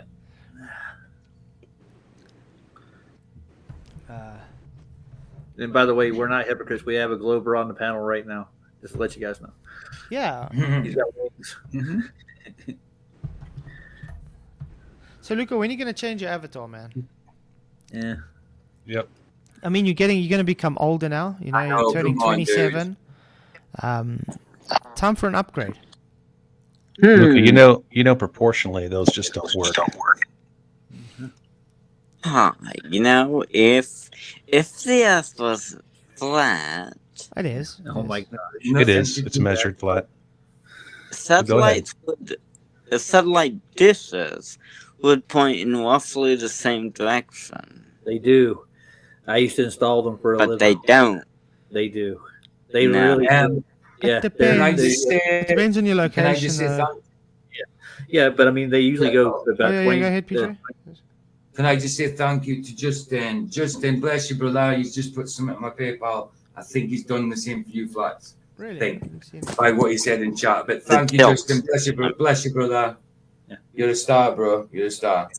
All the They satellites- all tilt Okay, differently. Hold on, look at everything in the U.S. I've installed here. All the satellite dishes, they all pretty much point in the same direction, at the same like this is like a 23-degree, 22-degree angle from the horizon, just right above it. They all point in the same direction. They don't go all directions. They all tilt differently. depending on where you are. You know how radio signals work, do you? What do you mean? Basically, what the satellites have, they have a thing called an LNB horn on it. It picks up a transmission. Yeah. I just want to shout out Justin Incredible. Thank you as well for your PayPal, man. He just says, love shall conquer evil. 100% agree, man. Appreciate your support. Yes. He really does support behind closed doors a lot, and you mean so much, man. Really do pray blessings upon you. Thank you very much. Sorry, in my one he said, Fiesta, good bless. So yeah, thank you, Justin. You rock, man. All right, Alan Nordstrom been a member for 34 months. Can you believe it? He says the Earth is flat. Amen. Mm-hmm. So, in the northern hemisphere, the satellites point south and up. In the southern hemisphere, the dishes point north and up. No, it depends where the receiver antenna is. Exactly. I've shown on. I can walk down the street here and I can show you dishes pointing in different directions. Let me go get my phone. I'll go out and I'll take a picture. And since I actually showed it December while I was there. Remember last December, guys? I actually showed on the live stream the roof next to us, satellite dishes pointing on the same building, right next to each other, pointing at different directions. Different directions, yeah. And usually when I dialed in a satellite they gave me a degree right above the horizon, not that high. They don't point straight up at the sky, Luca. Nope. Do you have a satellite dish yourself? No. I know you'd think somewhere in the world that they'd have one pointing directly 90 degrees up, wouldn't you? You don't see that, do you? Exactly, DD. Oh no, different satellite companies exist. Whoever thought? Well, even like the background music companies that I work for, like AEI and Muzak, they use satellite broadcast, supposed satellite broadcast, but they go up about 22 degrees up from the horizon, and we get a coordinate northwesterly or southwesterly, and it depends on what you want to pick up, what they want a background music thing. That's how they do it's just a broadcast. It's like radio, dude. There you go. Yeah. And I know the people who broadcast from towers, the music, they go through radio towers. There's not much satellites going on. That satellite dishes all point upward. They don't point upward. They point outward. What do you mean they point upward? Not direct, not 90 degrees, they don't. No. Just upward. Upward is like any direction. Upward is any direction. Well, diagonally, yeah. I mean, it's still higher than you are, yeah. But I wouldn't just. I mean, yeah, I would say directly up is 90 degrees, obviously. But it's still above you. Yeah, so I suppose it's still up. Yeah, of course. We want to see these satellites though in operation, dude. They are tilted up, I should say. Yeah. All satellites are tilted some degree up. Yeah. Okay. So are antennas. They're pointing straight up. So So the reason why is to connect with the satellites. So the high frequency they broadcast on is just picked up by, I think, all the LNB horn, LNC horns. It's not like anything new. It's nothing. It's a broadcast signal. That's all it is. I just can't imagine thousands of satellites transferring data when we have 97% of all international data on sea cables. Under the ground, yeah. That's literally impossible. That gives you 3%. You know what's funny? I think it was even this year, there was a whole bunch of internet disruptions here in South Africa because of a damaged underground sea cable. There you go. No way. Yeah. That happened. Somebody cut a sea cable? No way. Mm-hmm. People cut landlines all the time. My brother, he spliced the fiber optic cables that they get cut all the time here. That's what he does for a living. He did it for like 3 or 4 years. Yeah. I've worked in the industry, Luca. All this stuff can be easily explained with radio signals and broadcasts. Roger, Dave Adel says, you know nothing about antennas. Please stop and go learn. Roger just said he worked as an antenna installer. Yeah, I did satellite installations for Muzak and AEI. I made $250 an installation. I would do it 4 or 5 jobs a week. That's how I made my living. So how do you not know about that job if you just literally did that job? I mean, it's not very complicated. They stick in the air and they catch signals or send signals. It's not very hard, is it? It's not very. I mean, what is it to that? I mean, you can. I mean, I don't know if you guys remember, like, even if you've ever done this, just climb on your roof and try to adjust the dish or even the normal radio antenna until someone's standing down at the TV and saying, "Yeah, getting clearer." You're just getting it. You're adjusting it to get the signal. Yeah, I remember touching. I remember like back in the 80s when I was making I didn't have an aerial at one point when I was a kid, and I was making like coat hangers and stuff. I remember just putting my finger at the back where the coax goes in and just pointing my other finger about, and it changed signal. It changed the static. You know, sometimes with a picture, sometimes I wasn't. Use myself as an aerial. You know. And when there were no hangers, we had to use tinfoil. Yes. So when I was doing satellites, they give me a compass coordinate to point the satellite into. Yeah, exactly, Justin. Yep. Yeah, it could be bouncing off the firmament. I agree. Right. But that would be a bad way to get information out if you had landlines to most of the world. Wouldn't you just do that? Have you guys ever thought about this? That they're so-called geostationary satellites they claim. Could they just be mounted dishes on the firmament? Could be. I don't know how they would really. Why would they do that though? Really. They definitely have balloons. Well, the firmament. There's no evidence the firmament exists at all. Did you watch the video I gave you? There's a lot of evidence. First, I want to ask you, Luca. Would you call God a liar? Huh? Would you call God a liar? Did you watch? I would say that the people. No. Would you call God a liar? Not the people. God.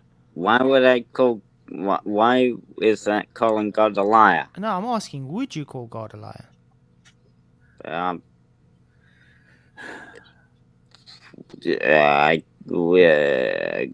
God is.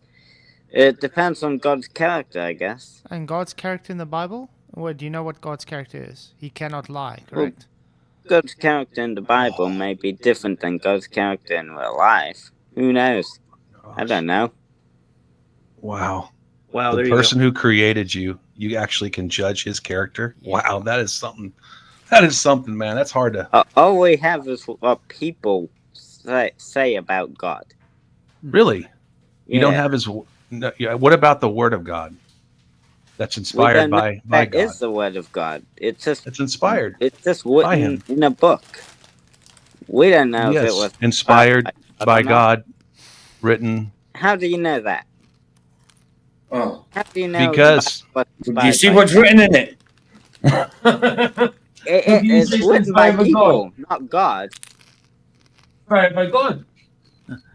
So I know. You never know. The Bible has. It was inspired. How do I know? Holy Spirit tells me. That's why I know.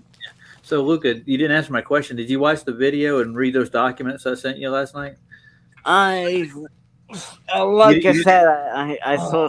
I watched the first 6 minutes of the video. So you didn't finish it. So, all right. So jammer, ek moet julle net gou stop.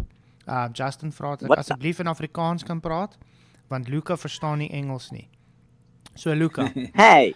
Luca, ek het 'n vraag vir jou. Sê jy dat God lieg? Are you insulting me in African? No, he's not, man. Look, he's talking. No, go ahead, guys. Yeah. Luca, I can't. I was going to say, it's a really good question. How do I know? Well, I know because I had a revelation and a supernatural experience and freedom that I can't explain to you, that I can only say in adjectives. And God, I searched him and he found me and he spoke to me. So what did he say? He said, being What did he facetious. say? Yeah. That sounds like He you're said, being "Come really... to." He goes, "Come to me." He said so many things to me. He's loved me. He gives me. He's given me my family, my life. Yeah. There's And so many things he said to me because and you the know what? things- Because I read the word as his voice. Yeah. Things like prophecy, archaeological proof, the evidence of the Dreams. Holy Spirit. You know, it I've bears had a witness vision. with my spirit. I had a vision. I've had a vision. Maybe if Do you know how I know God's real? Do you know how I know, like, I'm saved? Because I yeah, was there how when do it you happened. Because I was there when it happened. That's how I know. You were there 1,000 years ago. Or I was there 2,000, when I was there when I got saved. I was there when it happened. That's how I know I'm saved. You were born. Well, Luca, have you ever seen a baby born in real life? My goodness. Have you ever seen somebody come to life on video? On video. Only. You've never actually physically experienced. It takes No. more faith to believe in evolution, Big Bang, and all that than there is to believe in God. And you're questioning things like biology and stuff like that. So, well, how could God do this sort of thing? How could evolution and Big Bang do that? Yeah. Truly, it is that it's really about. It comes down to faith, and I know that I know without a shadow of a doubt that He is real. Nah. And I can't, and so I will never make you do that. That you have to come to that decision. So anyway, that's how I know. So does that make me a liar? Does that make me trying to deceive you, Luca? If you're Do you believe, listen to me, do you believe what I'm telling you? Yes or no? Yes or no? Good question. I suppose if I had to answer honestly, I'd say in a way I can see how you would think that if something did happen that you would describe as supernatural. Yeah. So it's without a doubt. Yeah. I absolutely, without a shadow of a doubt, experienced God Of because course. I sought Him out. And what supernatural thing happened to you? Where do you want to begin, brother? Is it supernatural or is it just coincidence? Or is it just something natural I that can tell you appeared supernatural because you were thinking about something and then that something happened? Or something like that. Goodness. Nope. Not I what we're didn't. talking about. You're naive. You're so naive, Luca. You might be clever, but you're naive. I got a question for you, Charles. Right Go quick. ahead. Hold on. Go ahead. Are you inspired daily in your walk? Do you just find inspiration every time you turn around? Almost like it's just there. Like, hey, God wants me to. That's what the Holy Spirit does. He inspires, dude. Right? Yeah. He comforts. He I don't he really helps. have any Scripture says, inspiration. turn over a rock, I am there. Do you know what I mean? In nature itself is proof of God. Simple. Why couldn't nature just form naturally? It's impossible. To me, that's impossible. When you look at from to what? natural law, it's impossible. From what? From like billions of years and a seed. Yes, before that, what happened? I mean, how are we a Big Bang evolution? Is that what you're talking about again? Yeah. And that's better evidence than God, is it? Because there's no evidence for it at all. There's evidence What do you for God mean? all over the place. There's evidence of evolution. What do you mean there's no evidence? Where? We were going over that before you got here, Luca. We couldn't find any at all. Like fossils and stuff. That's what we were going. We were looking in the fossils, weren't we, DJ? Yeah. There are all fossils tell you is that animal died. That's it. There you go. You're using Kent Hooven's argument. It doesn't matter. Why are you doing that? And so what? It's true. It's true. We're using God's argument. Do you not use other people's what they say? I use it because it's true and I agree with it. That's why I used it. Does it matter if it's Kent Hovind? It's mine also. I agree with it, so it's mine also. In a narrow sense, you're right. That narrow sense. an animal died. Oh my god. But there's a lot more to fossils than just something died. Yeah, the how and why, but it has nothing to do with evolution, Luca. There are no evolved species in the fossil record. There are at the most simple and basic level. Yes, I agree with you that a fossil does indeed start as evidence that something died.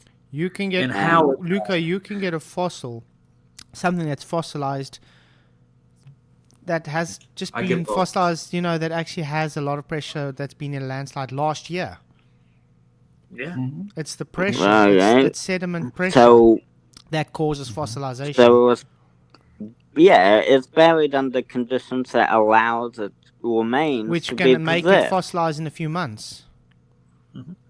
And that explains how that fossil or that animal died. Yeah, it doesn't need to be billions of years. No. What about fossil records? What fossil records, dude? We look for dinosaurs in there are no evolutionary species in the fossil record. So what does this got to do with evolution? What happened to that fossil that they found that still had tissue on it? Mm-hmm. Oh, like Sue right here in Denver. That one, yeah. Yeah. Mm-hmm. Tissue. Yes. Yeah. It's documented, dude. It's not a bone or a fossil. It's manufactured by men to present. Well, you can still date the rock layers it was surrounded by, and figure out when it died or something. No way, man. The great unconformity completely debunks all that junk. Mm-hmm. I'm gonna go out billions of years. Look it up. What do you mean? The great conformity or whatever. What did you check say? out the great? It's the strata or the geo layers of, for example, the Grand Canyon. Yeah. There's no way that those formed over billions of years. It's a proven fact. It was by a massive, catastrophic event, such as a flood. Mm-hmm. Nah. Yeah. Yeah. And it shows about 5,000 years ago. Call us, exactly. You guys call us hand wavers. Look at your the definition of a hand waver. Look up the great. Anything anybody tells you, it's nah. Research the great unconformity. Overview. Okay, sure. Look it up. Search it out. So let's just proving that the Bible Norman is right. Brought up a great point, and I'm sure Michael would bring that point up too. If you limestone. Have you ever heard of the pulled down man, Luca? No. Who's that? Scientists made the pulled down man to fake evidence for evolution. That's not the only one. Mm-hmm. What? Mm-hmm. Why is that? Why would they do that? Faking evolutionary to dismiss the Bible. Evidence. No, why would they make the Piltdown man to fake evidence? Because they to hide evidence. God. Yeah. Mm-hmm. They're atheists. That's the big one. That's the biggie. Amen. That's why they have space. That's why they have this. That's why they have dinosaur. They have this. All of it's chipping away and trying to take you away from the truth, and that is the Bible, the word, the inspired word of God. They found chariots in the Red Sea. Yeah. So they found more than that, haven't they? They found Sodom and Gomorrah. They found. Yep.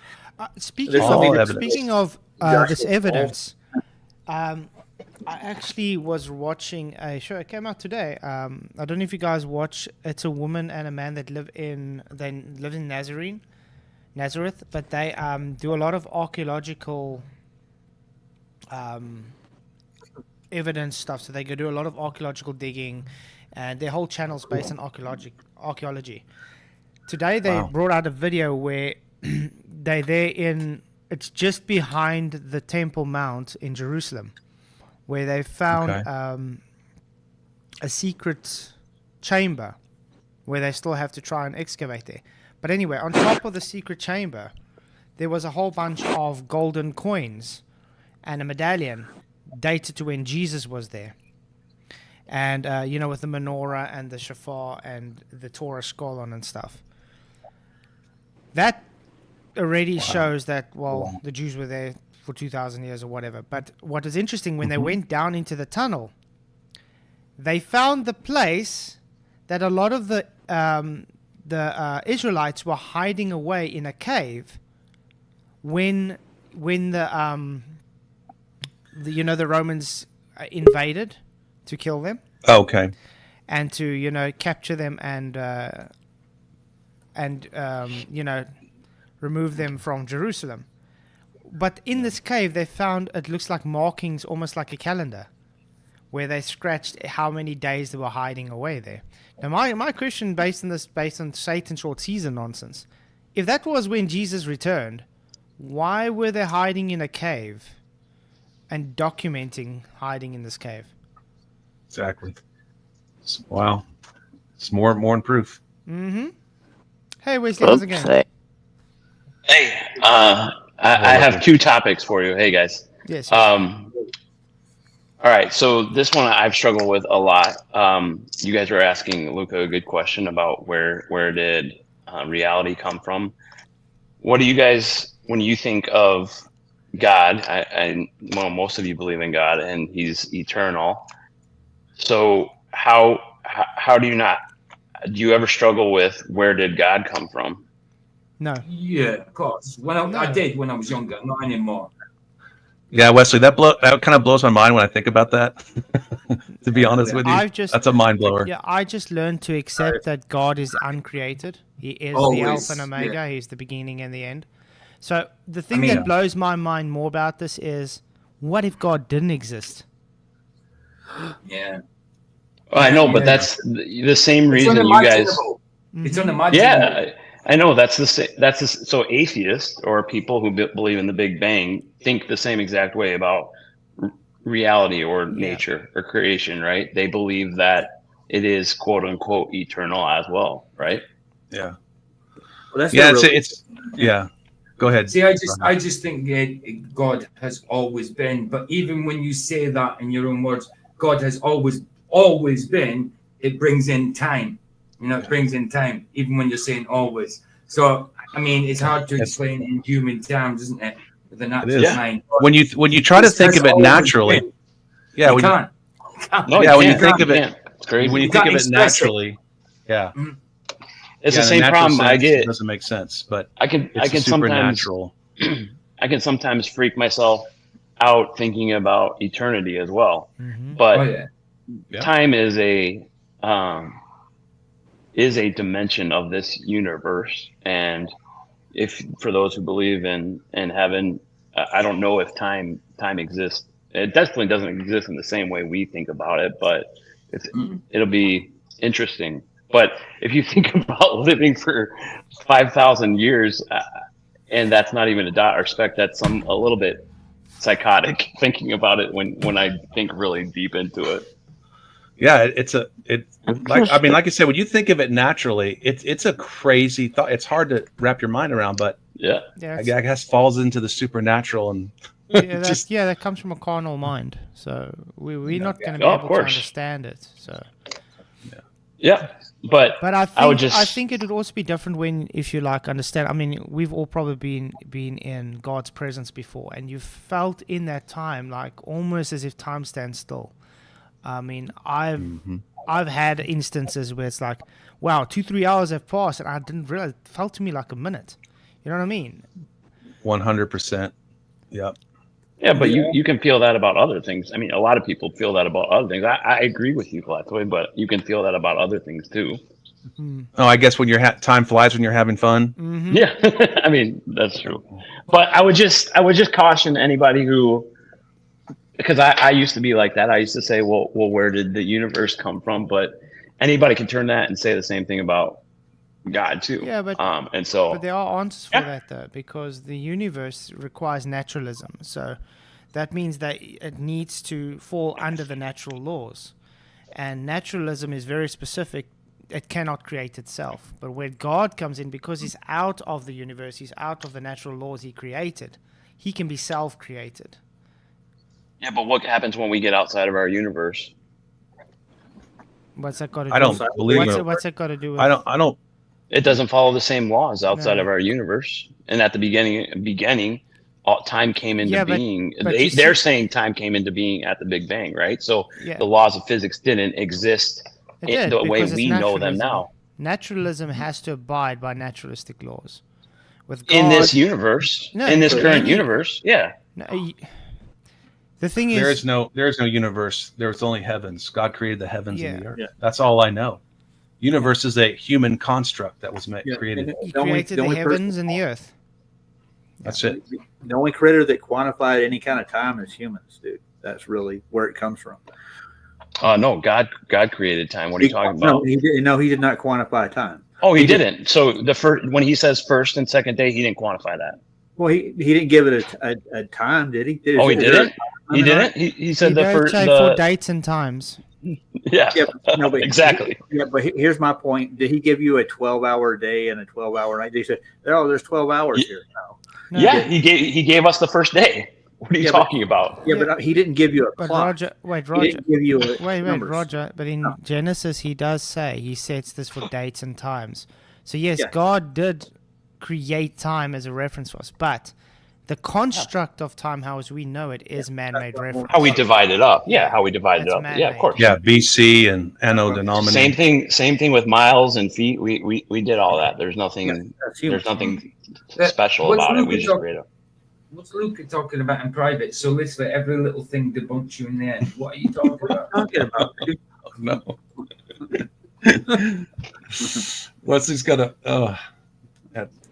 I think in the end it has to come down to God. It's just unimaginable. Yeah. I totally agree with you. I'm just telling you that I've had these discussions for the last 15 years with other people, and I can see why they believe the way they believe, and I want to try to speak to them in a way that it's faith, right? It's faith versus what we can test. We can individually test our faith, but nobody really outside of us. I think they can notice things about us, of course. But yeah, no. So the other one I had is going to be a little bit divisive, I think. But I'm curious on Flatzoid because you haven't said much about it in a while. So one of my things I've been known for in chat is I think a lot of conspiracy theorists who believe in the Bible don't attend regularly at church, and I find that fascinating. And I don't know why that is. I have some suspicions, but I would be curious about Flatzoid and everybody else on the panel if you think that God wants us to be part of a local church. And when I say local church, I do mean a group of believers. I think it depends on if you find the right church. That's because where I am at the moment, I can say my pastor is grounded in truth. So I'm very happy where I am. You do get places that it's difficult to get a grounded church. Then I would say it might be better to, just have a way to study the Bible and have, with your family and friends. You know what I mean? Like it was in the book of Acts and stuff, where they started the church. Mm-hmm. The churches started at homes. But yeah, it all depends on a person's situation, I would say. Yeah, absolutely. I think as long as you're fellowshipping somehow, somehow, I mean, if I wasn't doing this at all, I didn't know nothing about YouTube, I'd be more serious probably about finding a local church that would, not be babbling tongues all over the place and stuff like that. You know what I mean? But it's kind of hard to find a place like that nowadays. But every denomination has got its little flaws, so I shouldn't be so picky that way, to be honest. And I appreciate that. That's good. Depends on your. I think it depends on your heart. Mm-hmm. Listen. I grew up in a religion. I grew up in different denominations. I learned this. I learned that. I did a lot of good things. I learned. Had some good seed planted in me. But as I get older, I think we need to get back to the ecclesia, which is the home, because we are the church. Yeah. And so I really feel a strong conviction not to say that going to a building and finding a good pastor and a good church family, there's nothing wrong with that. But for me right now, I think this is the ecclesia right now. When we're talking about the kingdom of God and operating and searching the word and coming together, that to me is the church. Mm-hmm. And Beyond the building. Beyond the building. What do you mean by coming together, Charles? Coming Fellowship. together like this. It doesn't Fellowship. matter in the platform, Yeah, either in this your is home. fellowship. Fellowship. So you don't think Fellowship- that needs to be in person? Not all the time, but you don't think there's an importance to doing it in person? Oh, I think that. I love coming together, inviting people in our house. That's why I did church for about 2 years now. Is at our house. We break bread together, and we've had some really good time studying the word and getting and growing closer to God. But finding, here's the thing, Wesley, and I'm not talking about you particularly, or just in general. I think we've hit this checkbox kind of mentality where we take God with us. We get our fill, and on Sundays and sometimes Wednesdays, and then we're good. And so beyond the building is forced because he's in us now. And our mission field is where we are, our influence, where we're at. So are we the ecclesia on Monday, Tuesday, Thursday, Friday, Saturday? You know what I'm saying? And so I think we need to be there. We need to do that. And so I get challenged on this platform. And that's why my wife and I are doing Beyond the Building, because we want a place where we can study the scripture together and grow closer to God. And it's just, and a lot of people are getting into a religion. Their faith is in a building, in a culture, and a tradition, when it needs to be in Jesus Christ, a relationship with Jesus. People are like reading the Bible for the first time for themselves. And I think what happens is we just get lazy, and I'm one of them. I used to be that way. Man, that was such a good word. And all of a sudden, my focus was on the man who was speaking the word instead of me having a personal interaction with the word and Jesus to myself. I hope that makes sense. I mean, no, it does. Here's the issue that I see with it. I agree that going to church is not a checklist item, because it can be so quickly, as we see with a lot of hyper high church denominations. But I think we have to be accountable to pastors and spiritual leaders who guide us, and they're not infallible by any means. But if we read the Bible for ourselves, there are temptations, and Satan is out there to sway what we think we know, and then we become the masters of what the Bible says, and we don't have somebody that's in spiritual authority over us. What? I don't agree with that, Wesley, but greater is he that is in you, Wesley, than he that is in the world. Not through the man that I go to. Mm-hmm. But I'm saying, like, I just got power in numbers. So I would say power in numbers. But yeah, go ahead. I just got to say, based on this as well, the Bible also tells you, even if your pastor teaches you, you still have to go back and do diligence and read the Bible yourself. Yep. To know if he's I agree. giving you the truth. The problem that you're missing, that I think people who don't, is that they read the Bible and interpret themselves, and then come up with their worldview based on that, and then because they have no group of people, strong spiritual Christians, they can take whatever interpretation they think is right. Yeah. And God calls us to submit to our leaders in the church. And so, but what if those leaders are also misleading you? That's why there's a lot of that's why the elders are very important. And there are churches that have gone off the rails. And any human person that you trust, including yourself, is fallible. So that's why the greater the number, and the people that are shepherding you, I want people shepherding me so I don't get led astray. I have to test them. I don't take it like, you're right. There are high church people that, the pastor says this, the pastor says that. Well, if it doesn't match with the word of God, then I don't go there. I'll approach them and other people. And that's why I go to small group. That's why I go to Sunday school. That's why I lead kids church, because I want to be involved. There's such value in that. Before we go on, I just want to say thank you to Frida. She sent a super chat. She says, Keep doing amazing work. God bless you, and love from Sweden. Thank you very much, Frida, for the super chat. cool. Appreciate you. Much blessings to you too. Thank you. Sorry, guys, gone. Oh, come on. So Okay. West, I want to Oh, bring it's like in something. the vertical. Yeah, it's in the vertical. Yeah. Can I bring something up? Like it's the state-run churches, they answer to the federal, right? That's right. 501(c)(3)s. Yeah, 501(c)(3)s. Yeah, they do. Why do you We do that. what do you mean answer to them? They push woke dogma now. A lot of the bigger denominations, they do that, and because it's funneled into it. There are some churches that have fallen away. That's happened all throughout history. The first churches started that way.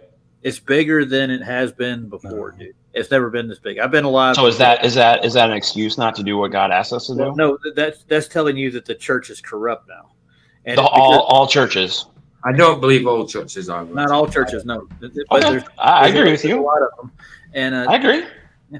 So, but that's why it's amazing to be in America. At least in America, we have the freedom to go and worship where we choose to. But I think there's a bigger risk in just being out there on your own. There are no lone wolf Christians. I don't think there should be, except for places where they don't have a good church to choose from. But in America, you go a half a mile, you'll run into a different church. So why do you go to church? Because I can tell you, I love do we love the fellowship, or they have really good worship, and the childcare is top notch, and it's like, the coffee's excellent.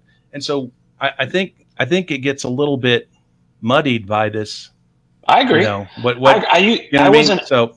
was an elder for 5 years in a smaller church, and I'm at a bigger church now. And people would always complain that we change the music or change the times of service. But if you're there, but most of the people are there to worship God, right? That's the point of church. And so if you're there for your personal preferences, then corporate worship. That's what I'm worried about. A lot of people. I've never been in a church, because I've usually been part of, like the sound team or the choir or the band or whatever. I've never ever had one church where you don't get someone who moans about something. Yeah. And their hearts aren't in the right place, but I still it's a safe place for people to come to learn, because the church is for the sinners. It's not for the holy people. And so it's a safe place. Wesley, that's an excellent point. And you know what? I think sometimes church is for just other Christians, and other Christians are already getting filled.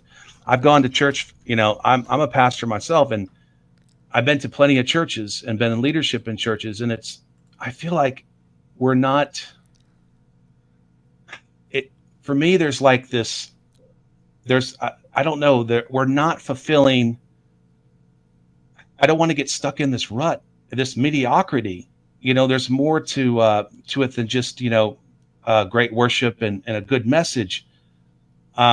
It's connections. I understand that. I agree with that. But I think that sometimes on Sunday morning in America, we are more divided than we are. We got Baptists over here, Methodists over there in that building. And then you got the, Presbyterian there, and all this Catholic there, it's just all over the place. But we're all are we all serving the same, are we all supposed to be serving the same Jesus? But there's like doctrinal differences. Mm-hmm.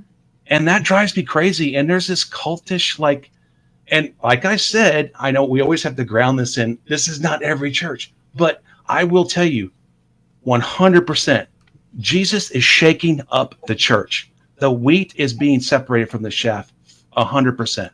Because we cannot, all these men are falling, and we have to, we're being called to do more. I love going in and talking. Iron sharpens iron, but there's more to it. Have you ever witnessed, Wesley? Have you ever been filled with the Spirit where God is speaking through you to people? Have you ever experienced that before? I'm sure you have as an elder. Isn't it the most beautiful thing? And you want more of that. And I believe that God wants to utilize that. And it's just, and I'm talking through my experience myself. Yeah. I've had awesome pastors, man, and awesome churches I've been a part of.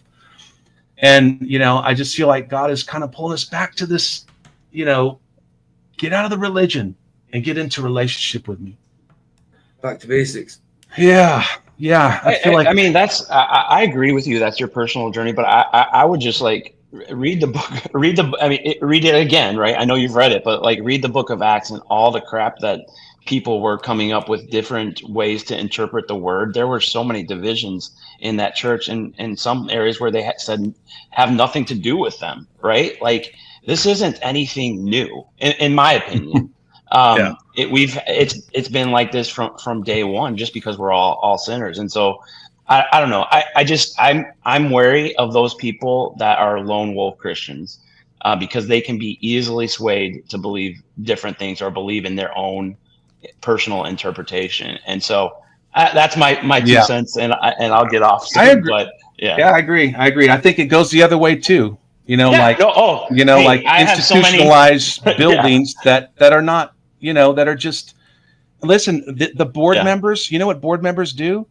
They prevent certain words. Well, you're not going to be talking about angels, or you're not going to be talking about Genesis 6, or you're not going to be talking about this, or moving in the spirit, or, like moves of the spirit, or we want to play safe and we want to tickle the ears. Yeah. And so that's a danger. I feel like that's a temptation of the church, at least in America today, because you want more. If you're concerned, so what I love about my church is we're not concerned about the number of people in the chairs. That's good. We want people who want to be there, who want to learn, and the Bible study that I go to, we just go through every verse of a book over 1 year, and we read it all. We don't skip anything, right?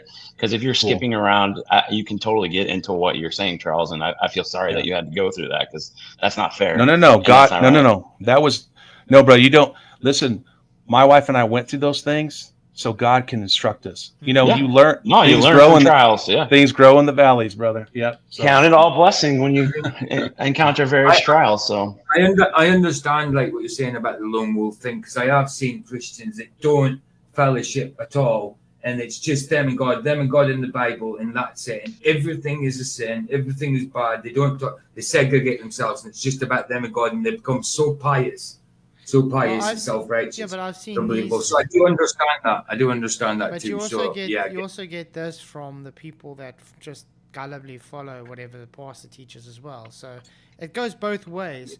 But of at course. the end of the day, I think it comes to discernment with you and the Holy Spirit, and it does help to have, even if you are quote unquote a lone wolf, to have people in fellowship that you can discuss these things with. Yes. So even if you don't go to a congregation, at least have someone you can fellowship with the word, so you can, it's like, hey, what do you think about this kind of thing? You know what I mean? Which I think. Yeah, but I would also make sure that person, you should have at least one person who's more spiritually mature than you. You need mature people. You can't have baby Christians. 100% agree. Yeah, you can't go side by side with somebody through the word only. You need somebody. Yeah, you need somebody that you respect and that follows the word above you, that you can learn from. So cool. All right, I got to run, guys, but that was a good chat. Thanks. You too, man. Blessings, man. Thanks for coming. Bye. Yeah, great discussion. Wow. Yeah, that's one of the better conversations I've had with him. I like these types of discussions. I mean, it's it's interesting. Yeah.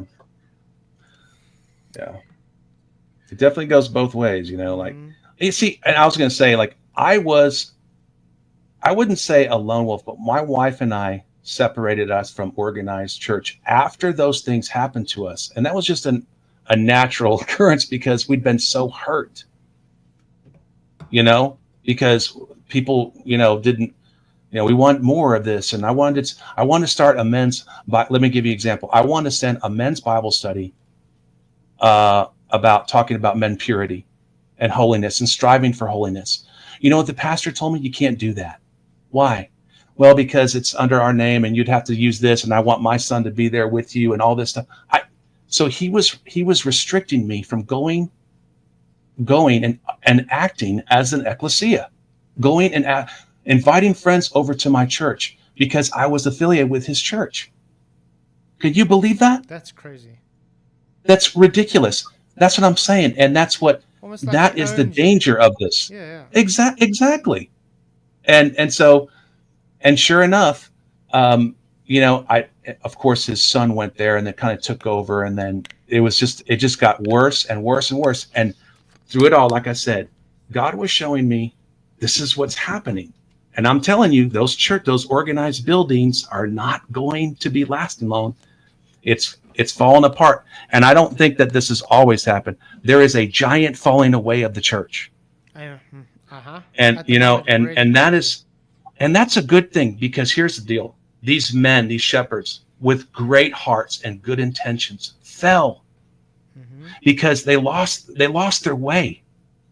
And God can redeem them, and we can get back to where we need to be.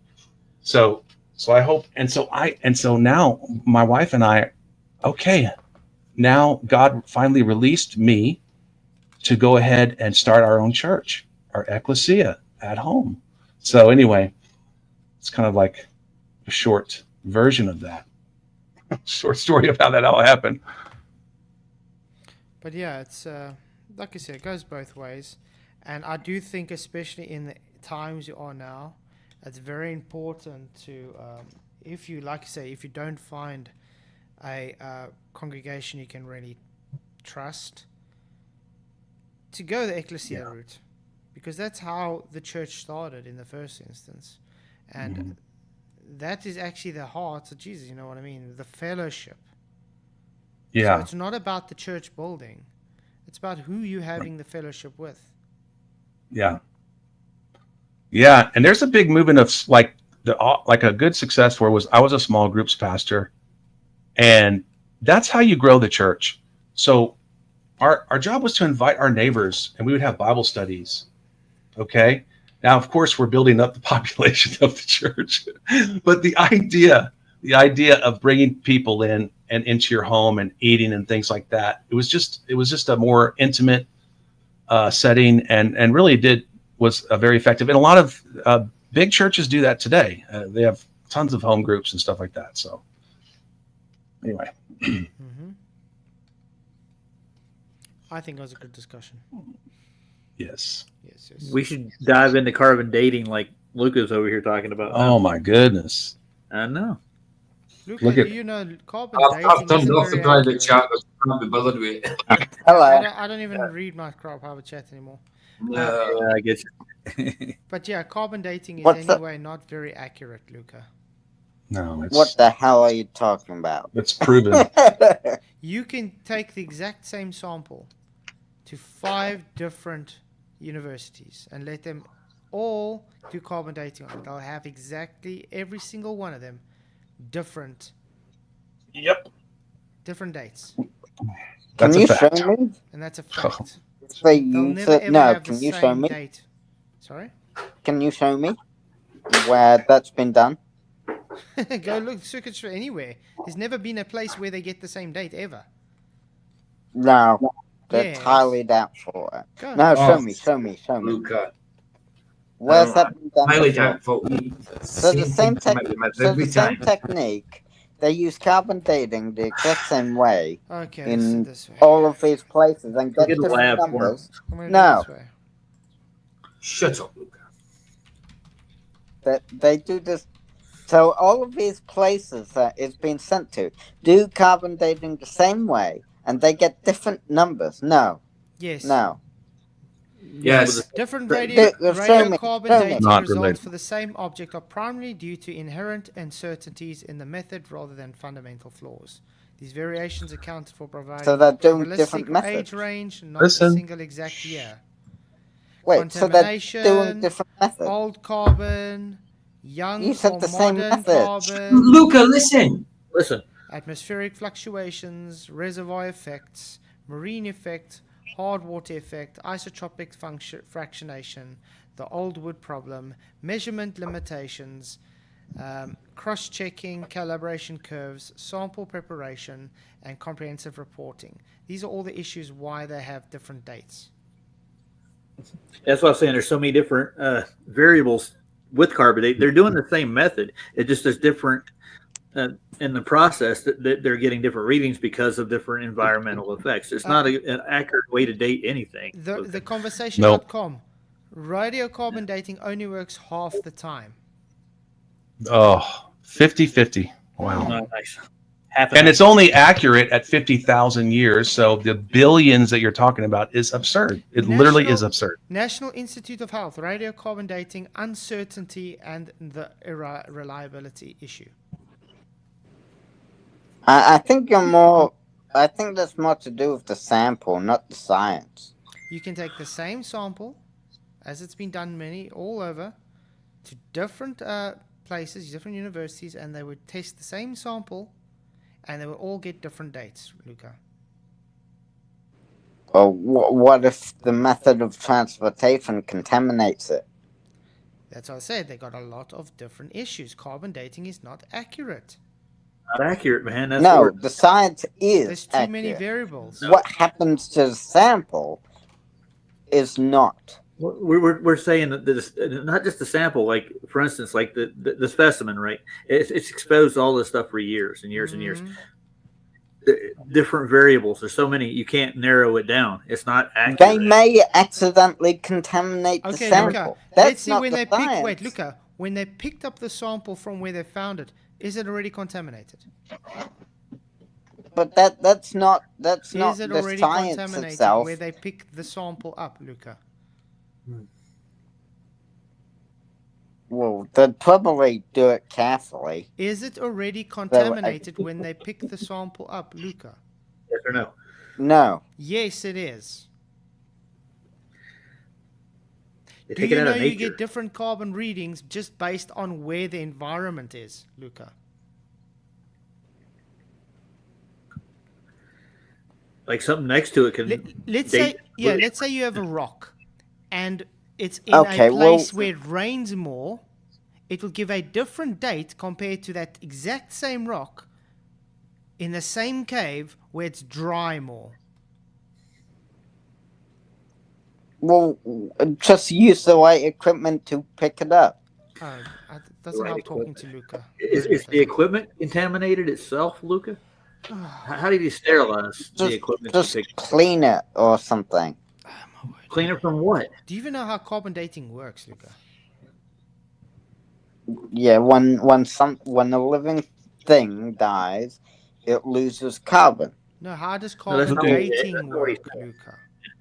How does And carbon then by measuring like how much How do carbon they measure it it? has lost, How do they measure it?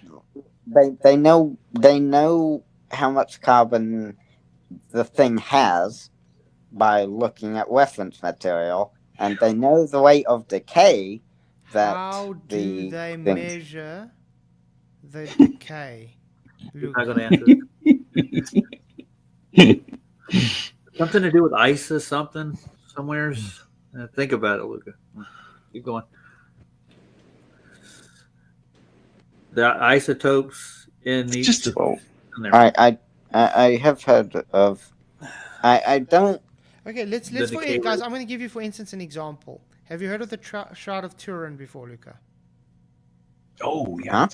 No. What's that? Oh, boy. Of course you have. The Shroud of Turin never is heard of the it? apparent piece of The cloth Shroud? that was on Jesus at his burial. And it's got an imprint of his And it's got face an on it. imprint of his body and face, yeah. So, Okay. do you know they've tried to do carbon dating on it for hundreds of years now?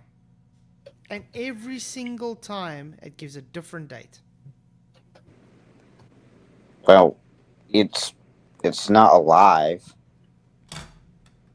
I think it would be very hard. Are you to carbon dating measure living a things, cloth. Luca? Is that what you're doing? You don't carbon date It's not living- alive. What kind of answer is that? I think it would be very hard to measure something that is a piece of cloth, like dating back a cloth. I don't know how that would work. That's why I asked. Do you even know how carbon dating works? Well, He doesn't. the know how it thing works. They needs take a to be sample. alive. They need to take It a needs to be sample. alive. No, it doesn't need to be alive. How do you? What are you How's a talking rock about? Needs to alive, be alive? Luca? How's a rock alive or a piece of cloth alive? How Well, do you a think? rock How has do you think they carbon work in out it. a date of your so-called dinosaur bone, Luca? Why would you It carbon date used to something be that's alive. alive? No, it doesn't. You know how old it is if it's alive. Usually, They compared tree rings and stuff. Yeah, Soundy, Luca's in for you, mate. Soundy just popped up. He's like, yeah, Luca's in. Yippee. For carbon dating to work, the material has to have once been alive. No, it doesn't. It's got to do with carbon isotopes, carbon dating. It's literally the stripping away of the carbon molecule. That's it. It has nothing to do with about being alive. The thing that died everything loses carbon over time. Do you think you don't have carbon? Wait, do you think you don't have carbon on you? I do have carbon. Do you think the rock that your house is built on has no carbon? Rocks do. Is a rock alive? Well, it's just a blah blah blah. The Bible says it'll praise. They don't work with carbon dating, though. Oh my word! Rocks are relevant because carbon dating doesn't work on rocks.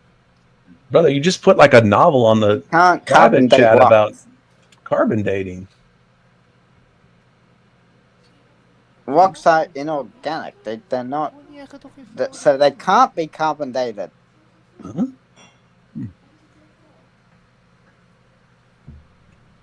Exactly, Shane. Everything's made of carbon. What? The last time I did carbon dating was around 2001, and then I got married. It's rocks don't have carbon. What? Wasn't Han Solo in carbonite? Like granite, sandstone, they don't have carbon, right? Or at least not. Yeah, they don't have carbon. Science claims that most living organic material has carbon in it. Do they not? That's a yes or no question. Luca?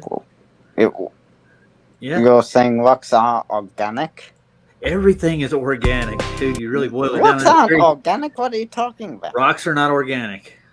The rocks... Okay. No, they're not. They're not made out of organic material. Can be ground into sand, brother. What you talking about? I'm going to quickly get something up for Luca. Just for the fun of it. Doesn't organic come from living organisms anyway? The word. Luca, maybe this can explain it. Some rocks are organic. Now, this is a scientist. You should like this. I suppose some rocks might be organic. Okay, Luca, you're gonna have to pay attention, man. Just listen to this. Mostly. Something is. For people, we'd ask to see their birth certificate. For trees, we'd count the rings. But how do we know how old a fossil is? Fossils have their own internal clock. Scientists can read it by looking at the ratio of two different types of carbon atoms. Of course, every living thing is made of carbon. Plants grab carbon dioxide from the atmosphere and use it to form complex organic molecules. Animals get their carbon by eating these plants. But there's more than one form of carbon. Most carbon atoms have 6 protons and 6 neutrons. We call this carbon-12. High up in the atmosphere, sometimes cosmic rays hit nitrogen atoms. I gotta pause now and then just for copyright issues, just to let you know. Yeah. But I just want to point out, how do you think they worked? How do you think they worked out how old the moon is, Luca? Just to point out to you, okay. Atoms. This creates carbon with 6 protons and 8 neutrons. We call this carbon-14. Carbon-12 and carbon-14 behave alike, but carbon-14 has one unique and important attribute. It's unstable. So once an animal dies, the carbon-14 in its body will start to go away. Every 5,730 years on average, about half of the carbon-14 atoms will decay into nitrogen. I just want to point out, how do they know this? Yeah, have they lived that long? Have they observed Has anybody this observed this for 5,000, over 5,000 years? Do you think that they're just... Well, what do you think scientists blow smoke at people's butt? Yeah, whatever do? Do you think they just are dumb and they're fitting a narrative, Luca? They are. They're fitting. Everyone is dumb. Everyone's stupid. They can't do that. I don't understand how they could do that. It's impossible to date No, Luca. That far back. Luca, did you listen to the claim made? Let's go back a few seconds. Listen to the exact claim made. On average, about half of the carbon-14 atoms will decay into nitrogen. This is its half-life. Every 5,730 years on average. 5,730 years on average. That's my question. How do they know this, Luca? You think they can't work that out? What the half-life is? Has anybody of observed this happening over 5,000 years, Luca? No, not. They don't have first class like witness testimony. They weren't there, you know. No one was there specifically 5,000 years ago. But they can work it out. They don't have to be there to know. It's just like the moon. So and how do they how know? they- Wait. Then how do they know how it has its half-life with that exact date if no one's observed it, Luca? Well, they can work it out. Yeah, and carbon dating only lives. They only say it's accurate up to 14,000 Carbon years. dating isn't the only method No, there's to no, date of course things. not. I mean, rocks, Rocks, diamonds, right, and that. yeah. Rocks are like what is it? Radiometric. Yeah. dating. Yeah, that they have different. Yeah, Rock they layers use are things. Yeah, way this is specific accurate, to more fossils. Yeah, that they have specific things they do for specific things. Yeah. I'm gonna ask you, But I'm gonna ask you carbon another. dating is only meant to be accurate up to, so they say, up to 14,000 years anyway, even Yeah. on organic things. So, I think question it's for a you bit though. longer than. If it's Well, older I- than 14,000 years, they can't carbon date it. I got a question for Luca right I quick. think Hold it's. I think it's closer to 40,000, not I 14,000. don't. I Yeah. think you're on. wrong. Anything alive that long, Luca? No. I got a question for you. Are any of the molecules exposed to these radioactive factors after they've expired? Well, yeah. Of course. So That's wouldn't that? how they Yeah. get. So it's going to obtain more carbon over time, no matter what. I know you're right enough. You're right enough. My bad. It is 50. It's about 50,000 years. Yeah. Right. That's a long time, and I don't know how they determine that number. Well, Yeah. they calculate it, I guess. Yeah, that's a. What if I told you the Earth isn't even 50,000 years old? Oh, No, so that's the Yes. thing. That's Not the even thing. close to I know. 50,000. You're right. Carbon dating definitely doesn't work if it goes back that far. Yeah. Earth is not even close. We to just debunked it. 50,000 years old. Yeah. The Bible it's debunks 7. carbon dating too. So there you go. We're about We're probably like 7, 7. Luca. Earth is like 7. way older than that. Oh yeah. No, Prove that. Prove it, Luca. no. Oh no. Luca. I'm going to do a hand wave like Luca. No, When no. Jesus comes I- back, dude, you're gonna be like, what? I agree. I agree with you that Earth is not 50,000 years old. Oh, okay. You've agreed with that one. Okay. Yeah. Lol. This isn't a lol, Cal. No lol here. But anyway, Luca, carry on listening to how it's done, okay? About half of the carbon-14 atoms will decay into nitrogen. This is its half-life. After one half-life, the animal will have about half the amount of carbon-14 it started with. After another half-life, it will have about a quarter. And after another half-life, it will have about an eighth. By contrast, the amount of carbon-12 it has in its body will stay the same. By measuring the ratio of carbon-14 to carbon-12, we can measure how many thousands of years have passed since the animal died. Carbon dating works for fossils up to about 60,000 years old. There's your Okay, answer, 60. PJ. Okay. Sorry? 60,000. 60,000. Yeah. That's at a push. That's at a push. 50,000 general, 60,000 possible. Yeah. Yeah, no. Yeah, for specific things, it can go up to 60,000. Yeah. Yeah, my bad. I always thought. I used to say to people it was about 10,000, but my bad. I've always been wrong on that then. So it's a bit longer. But still, I don't believe the Earth is that old. So I think it's impossible for it to work anyway. You know. So. Hey, PJ, I think they moved the goalposts. That's what I think. Well, like the age of dinosaurs, you know, they moved that. They like the distance to the sun. They moved that, you know, absolutely. And I want to point out, this is based on the atomic model. Who says the atomic model is correct? Yeah. Yeah. For older fossils, scientists use unstable elements that have much longer half-lives. For Scientific American's Instant Egghead... Thank you very much. There we go. So it's all calculated, Luca? Yeah. Based on an assumption of what? Like how much carbon is left. Based on a specific year, correct? Half-life year. Well, how much carbon is left in a way. Now my question again is, can you show me a person ever observing a half-life of 5,732 years, please? What do you mean observe? Just being alive? How do you know something loses its half-life of carbon-14 within 5,732 years if people have not even lived for that time?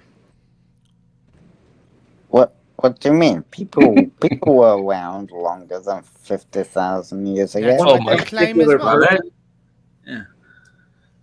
Have you got evidence of even an organization that's that old? Is there any government or any? No, there isn't, dude. Nothing that old. When was the atomic model created, Luca?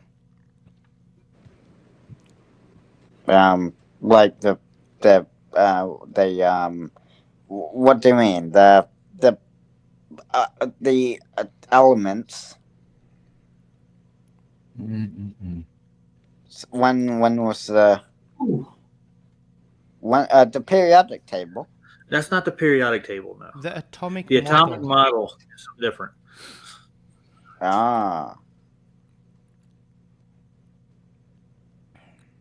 And I like that picture of the atomic model for the carbon 12 and 14. That was such a well Emma says, yeah, it can be calculated. Just look at the decay in 1 year and in 10 and calculate from that. The problem with Emma, you can't do that because it always differs.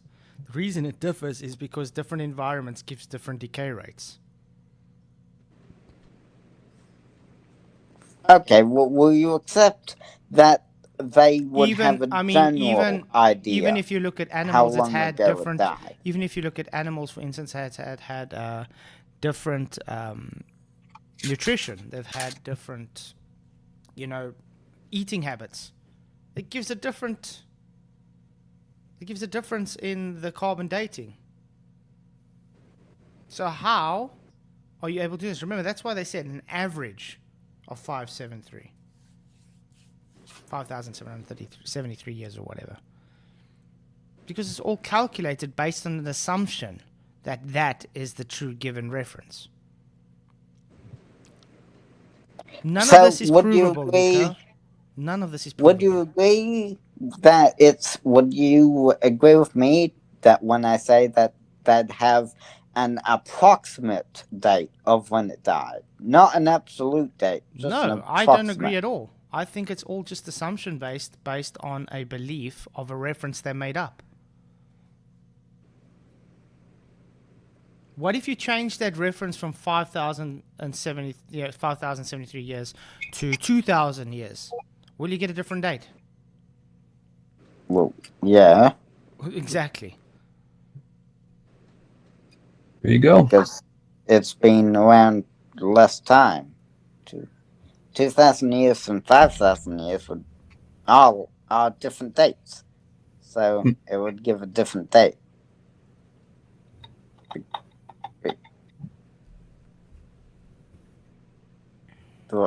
What do you mean? Obviously it would give a different date if the thing died at different dates.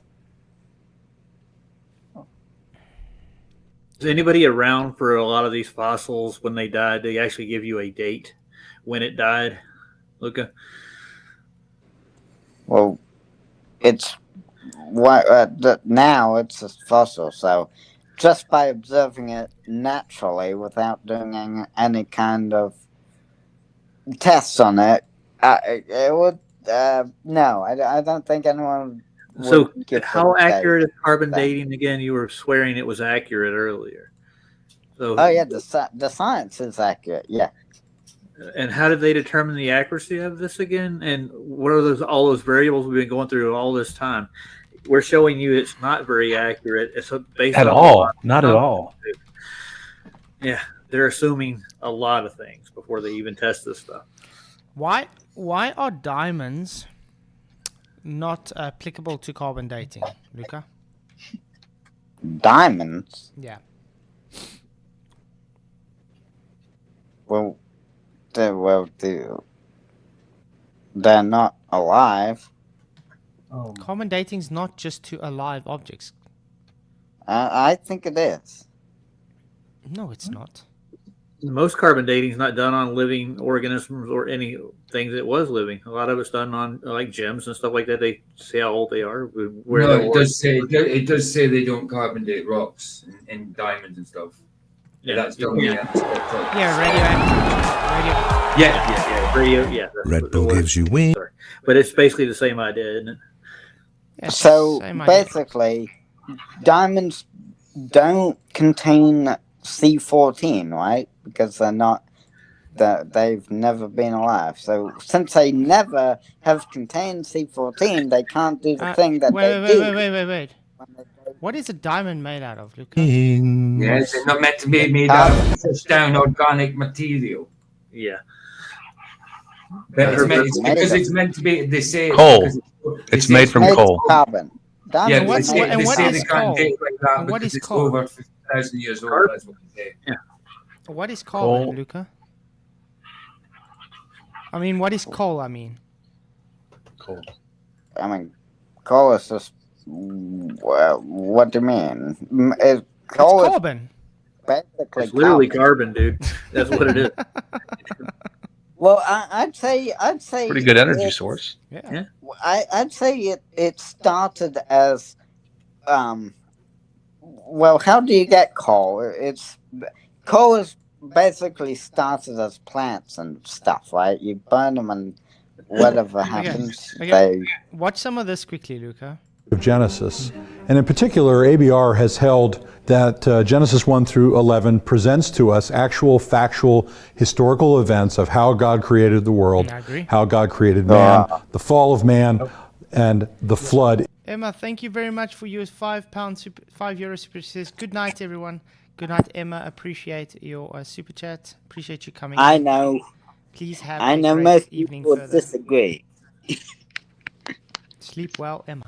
In particular. Now, one of the questions that people ask about this is, aren't you just reading your Bible and not being scientific? Well, we're going to deal with just one aspect of that today with very important evidence with Dr. Brian Thomas of the Institute for Creation Research. Hello, Henry. It's an honor and a pleasure to be here. Probably something some people have heard of, what we call carbon-14 or radiocarbon dating. Well, we first have to understand just a little bit of science. In general, we have a carbon-14, which is a version of a carbon atom. The nucleus of the atom Heard it. Version of a carbon atom. has a mass of 14, which is too heavy, and so it's unstable. The vast majority of carbon atoms are stable, mass of 12. This unstable carbon-14 atom does is it emits radiation. As it emits this radiation, it restabilizes. It turns into nitrogen. So we have carbon-14 atoms that decay into nitrogen at a stable, measurable pace. It's a clock-like decay process. But when we measure radiocarbon, we're looking at the ratio of carbon-14, that's the unstable, to carbon-12, which is the stable isotope. That formula that we use to convert the ratios in a time estimate, that formula includes assumptions. It has variables. See? Includes assumptions, correct? You heard that. The formula includes assumptions. Yeah. What are those assumptions? Everything includes assumption. So could those assumptions be false? You can't do. If you don't make assumptions, you're not doing Could science. those assumptions be false, Luca? Yeah. Okay. Assumptions can be false. Cool. Yeah. It's good you're getting there. Good Let's question. start. One more question for you. What part of the scientific method said we assume things? The cause for the effect. Hypothesis. Yeah, just Well, the cause for the effect. Yeah. That's just a question, though. That's all it is. Mm-hmm. But when you get done with it, do you end up with an assumption, or do you end up with a cause and effect relationship? Yes. Well, you need to test the assumption. Yes. So you get to that cause. So how did they test this assumption of 5,073 years, Luca? I'm sure I can look it up. It would be impossible. Have you looked it up? How does someone test the half-life assumption here of 5,073 years if no one was able to even know about it over 5,000 years ago, Luca?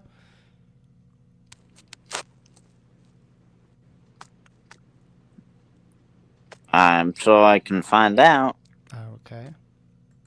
That we don't know the answer to. We don't know the original starting conditions. We don't know how much radiocarbon to stable carbon. We don't know the ratio of that original carbon-based sample. Correct. For artifacts within the last 2,000 to 3,000 years, it does align with other sources of dating, like pottery, as you guys know. But once you get into the old stuff, we have real divergence, I think. We are not talking about the millions or billions of years that different dating methods give. We're not talking about rocks. We are talking about things that were once alive that are now dead. Expand on that a little, and also what the outer limits of the possible date. And you're right, we don't use radiocarbon as one of the isotope systems for quote-unquote dating of igneous rocks. And the reason is because radiocarbon has a relatively short half-life, which is a way to express its decay rate. And that's what made it intriguing to a prior generation of ICR scientists who decided our model of the flood, if the flood is actual and factual,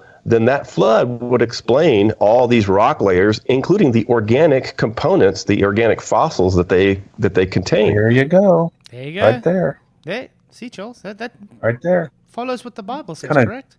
Yes. Yes. 100%.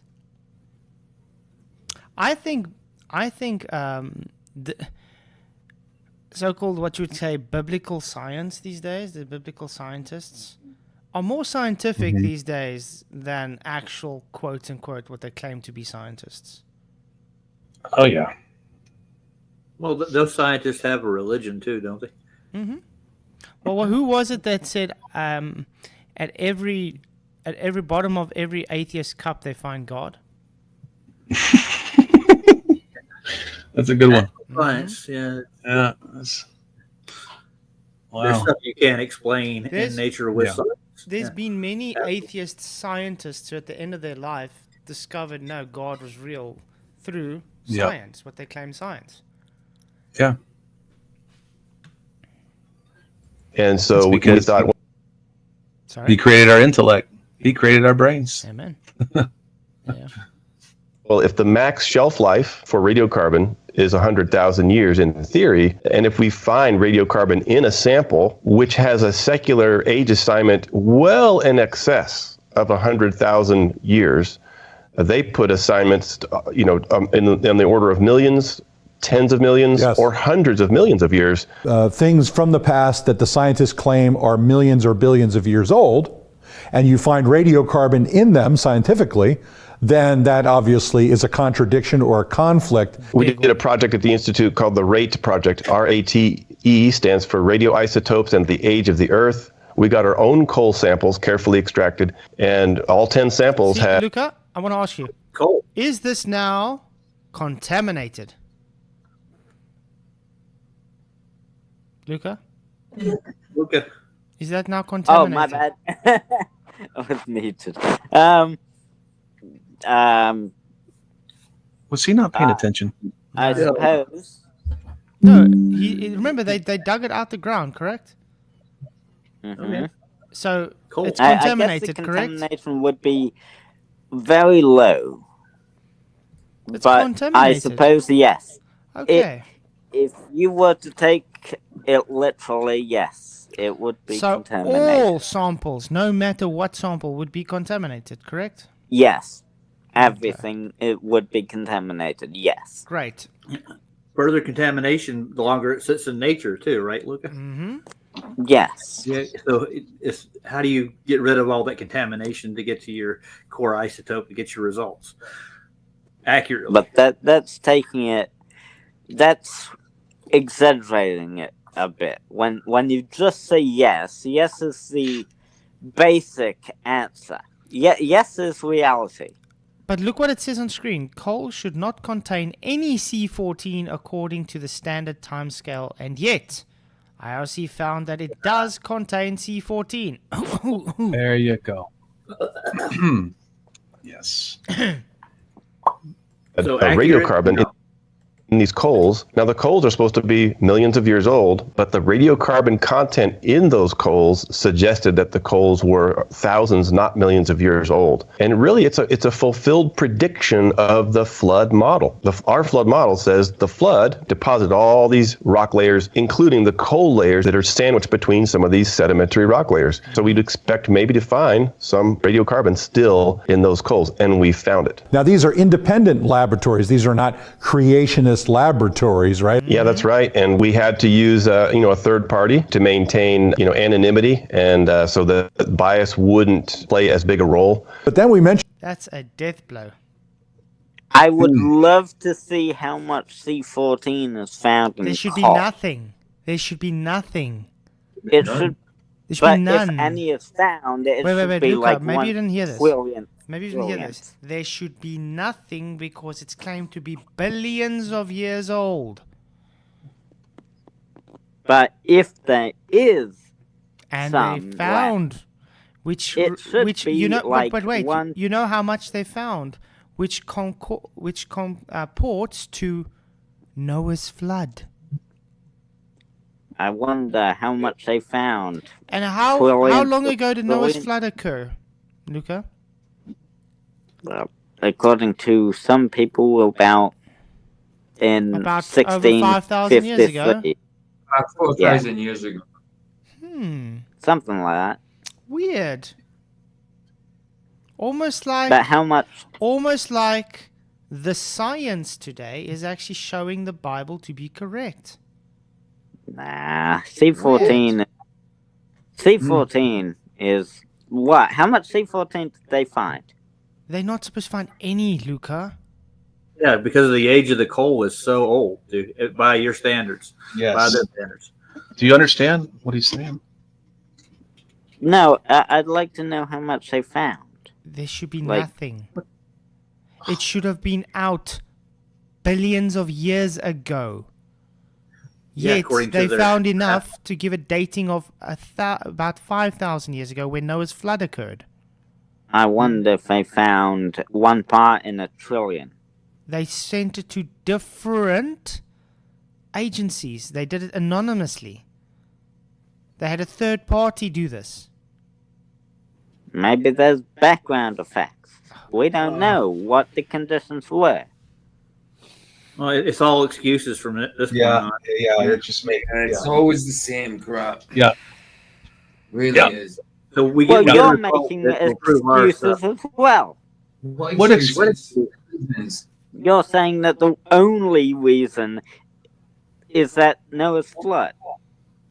No, Yes. it's a timeline there. You're Yeah. not leaving anything else. I'm for telling you, doubt. Noah's No, flood but is the it's- reason what why we happened, have that's dinosaur why. bones. Noah's flood is I'm why giving we... a, Wait, wait, wait. I'm giving another reason Luca? how it might happen. Luca, Noah's flood is the reason why we have the Grand Canyon. Noah's flood is the reason why we have 100%. what you would call fossils as dinosaurs.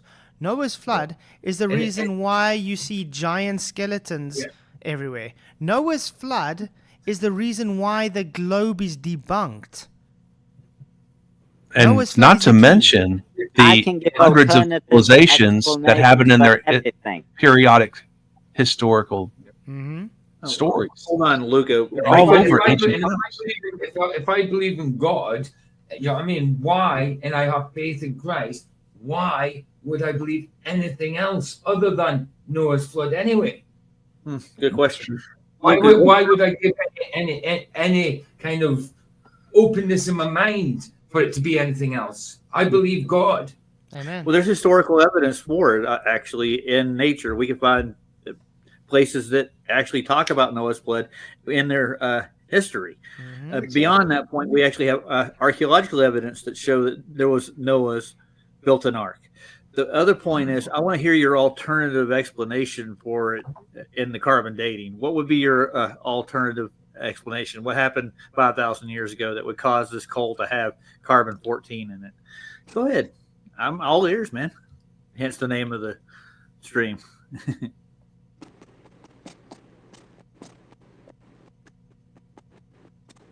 Okay, let's carry on. There are seashells fossils in Arkansas, brother. I'm sorry. That's crazy. That's a fact. And does Arkansas and they're have all a sea? Do you have a sea in Arkansas? No, but our mountains are not mountains; they are valleys, so they were carved out, just like the Grand Canyon. $20 super chat from Just Incredible. We're insane. Thank you very, very much, man. You are such a blessing. He says C14. Here's some C4 for you. Boom. God bless everyone. Love you all. Nothing but truth over here. Yeah, we try our best, man. You rock. Appreciate it again. Rock. Yeah, C4. Boom. Love it, man. Thank you very much. Yeah. But yeah, I think this is the thing that I find very perplexing when it comes to globers, especially like atheist globers. You guys always want to say, guys, you don't want to accept the evidence presented. But when evidence is presented against your nonsense, you do what you do, Luca. What about water? Nuh-uh. Resistance. What about water? Water caused this, Luca. Water caused this coal to exist to do the carbon dating. You know, the same carbon dating that you said was very accurate? You're throwing now under the bus. Wait. The same carbon dating method you said was accurate, you're throwing under the bus now because it's showing your age of the Earth to be false. That's right. Well, water can seep into the coal and give it carbon-14. Yeah, it's called from pressure. It's because of the catastrophic event of the flood. Well done, Luca. What if, I'm just saying, what if here, but Earth has been around, coal has been around for millions and millions of years. There's carbon-14 in there. It cannot have carbon-14 if it's millions of years old, Luca. So what if it rained in those millions of years? At least it doesn't once. Reintroduce carbon-14, Luca. That's not what they're looking at. Yeah. Rain doesn't reintroduce carbon-14, Luca. Well, actually, water does contain carbon-14. So Luca, if rain doesn't reintroduce carbon-14. Rainwater can contain rainwater or underground water, like, always contain a little dissolved carbon dioxide. Let's say you've got a piece of coal buried in the ground deep and it rains. Okay, and maybe some of that water just touches that that part of coal. Does it reintroduce carbon-14 into that coal? It depends if it seeps into the coal. So then how do you know the actual date? So you're going against your word that carbon dating is accurate. If anything got rained on, it would ruin the carbon dating process, wouldn't it? So it wouldn't give the actual age, correct? Right. Oh, that gets back to what I said before. You get an assumption of when the date is. You understand what you're saying? You're contradicting yourself. You don't get the exact. You don't get the exact date. You get the assumption. You get an approximate. Wait. You're contradicting yourself constantly. This is the point. You claim carbon dating is very accurate. Okay. Then you say yes, it's contaminated.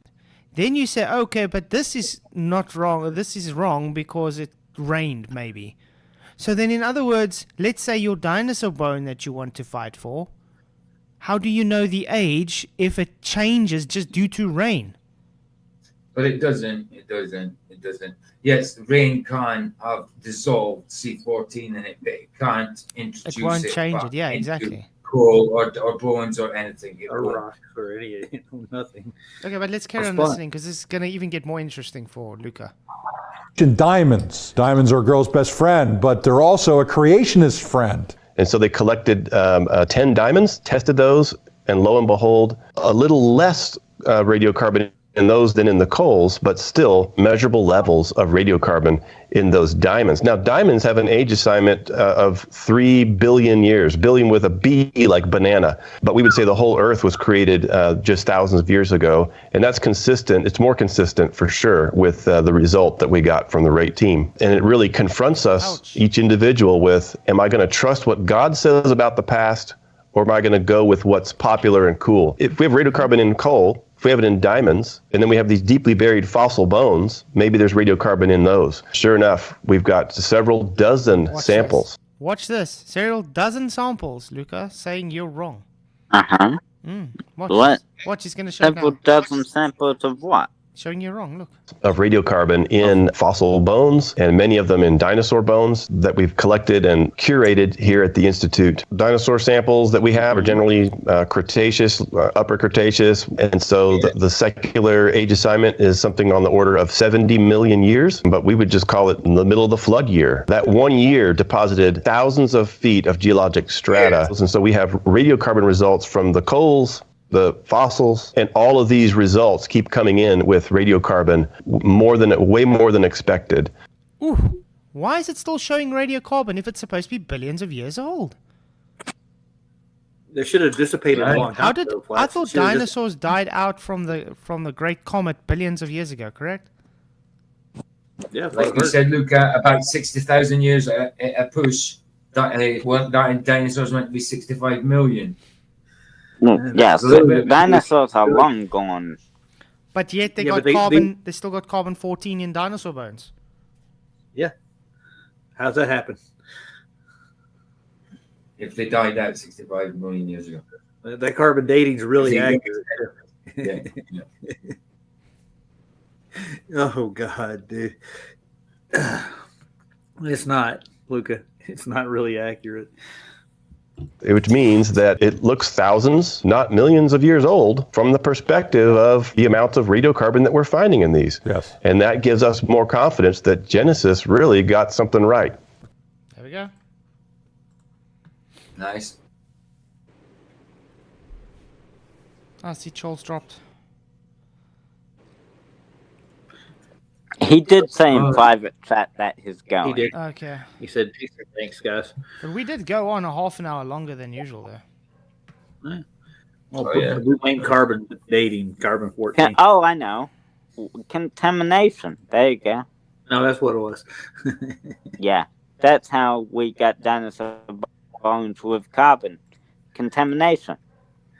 That sounds like more of an excuse to the actual method itself. How to extract carbon. It's a logical excuse. It's an excuse based on logical events and what actually could happen. So, do you actually think the bones could actually last billions of years, Luca? Well, dinosaurs were around 6 to 6 million years ago. So, if stored under the right conditions, yeah, even a fingerprint can last 10 years if stored correctly. So you think that in nature there's always a storage place that stores these things, right? Well, underground is the storage place in this case. You know, if it gets buried or something, so over time. If I took you out and buried you in the ground, how long do you think you'd last? Well, the rate of decay would be slowed because I'm underground. Yeah.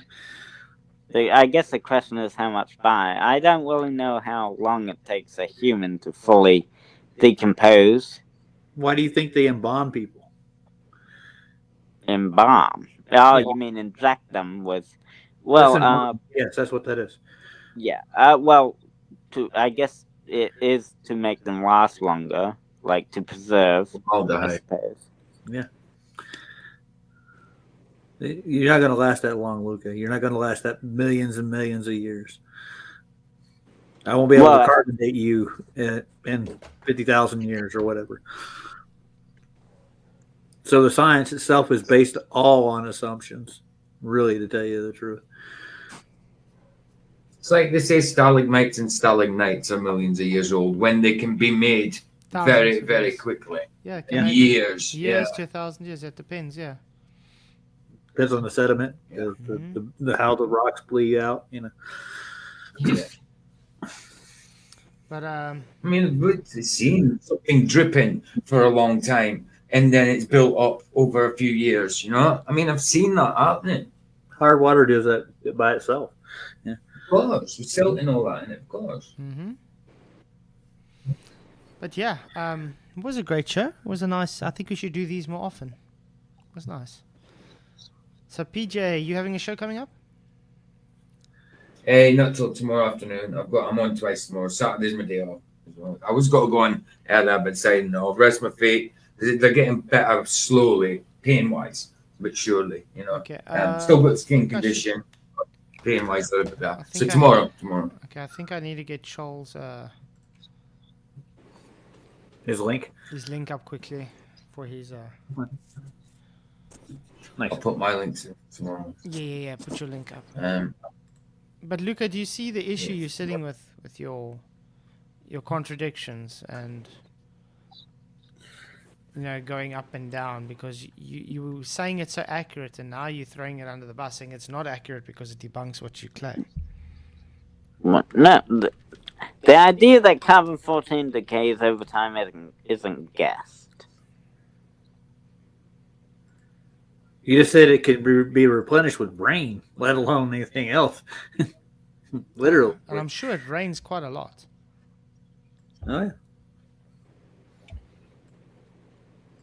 Well, yeah, I suppose I did say that. Yes, you did. Mm-hmm. That's the contradiction we're working with. This is a normal conversation, Luca. With you. Let's say. You're giving it a shot, though. ChatGPT isn't helping out that well, neither. I don't think they have. Well, for some of these, I'm not actually using ChatGPT, but I am using ChatGPT for the ones I don't know. Okay. For example, my logical question, my thing about logical things isn't ChatGPT. I didn't ask ChatGPT to give me, like, what do I say here? I got you. You deduce some things on your own. That's good. I do things on my own. I mean, yes, that's because you're fused to ChatGPT now. That's why you don't think you're actually using ChatGPT, but because you're fused, you don't see it. You know, he's bonded with the Nephilim spirit that's running ChatGPT. Well, for the question of why does he, why does he? It's because of vibrations. Heating things makes them vibrate, therefore heat rises. And then if you ask me, why does heating things make them vibrate and rise, I'd probably need to ask ChatGPT for that. I guess it excites the molecules when they're heated and they vibrate a lot. So when you ask me lots of why questions and go back to the origin of the original point, I guess I'd have to use ChatGPT because I don't really know every why all the way back. Why does this happen? Okay, so that's why. So why does this happen? Okay, so that's why. So why does the thing that lots of whys until you go all the way back to the original. Do we ask why? Yeah. So basically, you're just appealing to authority. That would be a fallacy in itself, right? For the most part. Actually, no. Appeal to authority would be listening to Donald Trump. No, not like that kind of authority, dude. No. Well, then it's not appealing to authority. Then you don't think the Royal Institute of Sciences? If you don't want to accept appealing to authority, then you're appealing to academics. How's that? Yeah, academics is an authority in itself, though, isn't it? Mm-hmm. The institutions, yeah, they set the standard. So, yeah. And who said they're right? That's why you have independent labs like that do research too. But they independently verify Yeah, but where do they get the method for it? Where do they get their method for that independent lab? They got it from who? Who came up with carbon-14 dating? Who came up with the whole idea to begin with? Well, someone smart, I guess. Someone that asked the right questions. The right Someone question. who first stepped up and said, "Oh, I don't know why this happens," or they make an observation and go, "Oh, well, that's an interesting thing. I'm gonna do something to," that's how old science starts, by making observations and asking questions as well. Yeah. What was the observation that led them to look for carbon-14? I don't know. Maybe it's because they just wanted to experiment for. I don't know. I don't know what the original question was as to, like, what. I think they wanted to know how old these bones were. That would have been maybe. The first yeah, that's probably correct. That sounds logical. So what led them to test an isotope inside of a molecule or an atom? Or they wanted to measure how old the Earth was, so they did some things. That could also be a question or observation as well. Well, that brings me to the chicken and egg question. What came first? I guess at how old the Earth was? The chicken did. I guess the egg would have come first. False. The Bible says the chicken came first. So where did the egg come from, Luca? Yeah. Exactly. And the egg needs to be the egg needs to be fertilized. It has to have been. It has to have been the living thing first. It has to have been the hen has to sit on top of the egg. Yeah, and the rooster has to fertilize. In reality, I'd say the egg came first. What do you mean in reality? We are in reality, and in reality, the chicken came first. Because do you even know how a chicken has to hatch out of an egg? It requires the hen. The change that created the first chicken happened inside an egg. Oh man! So your evolution created an egg before it created a chicken. That's so stupid. It created sperm. It was laid. It was spermless. It created a spermless egg. The egg was laid by something that wasn't a chicken yet. Oh my goodness! This egg grew outside a womb because there was no womb to grow into. And it was fertilized by nothing, and it just somehow goes against every single observation we have in history, where you require the male and female to create this egg. Well, there's only one time that it was laid by a bird that wasn't a chicken. Laid by a bird. Hey, Sandy, how's it going? The egg. Crazy. Hey, banana. This is a question that Luca definitely can't answer, but us, as believers in God and creation, can. Oh, yeah? It's really simple, because what comes first, the chicken or the egg? The thought of the chicken or the egg. That literally is it. The thought of it, the creator made them. That's it. Oh, yeah. Oh, that's a good one. Yeah. Good point. It's not. And they call us evolution. What research? Evolution. Shut up, Luca. Evolution. What research have you done on it? What? What research have you done on it? Well, I'm doing research right now. The answer is actually written in the Bible. The really interesting one, if you believe in evolution, right? Uh-huh. How did the eye evolve without knowledge of light? Ooh, what do you mean? Light's always been a thing. How did the eye evolve without the knowledge of light? Right. We don't need to know something to... If you don't know it's there, there's no need. If you can't see it, so there's no eye, right? There's no eyes to see light. How did they know to develop an eye to see light? Because light exists. You really aren't hearing this at all, are you? What do you mean? What you don't need to. Exactly. You don't need to know something. You're talking about evolution, right? How, if you don't know something, what is the need and necessity for something to develop? How did you see the light to recognize to develop eyes in the first place?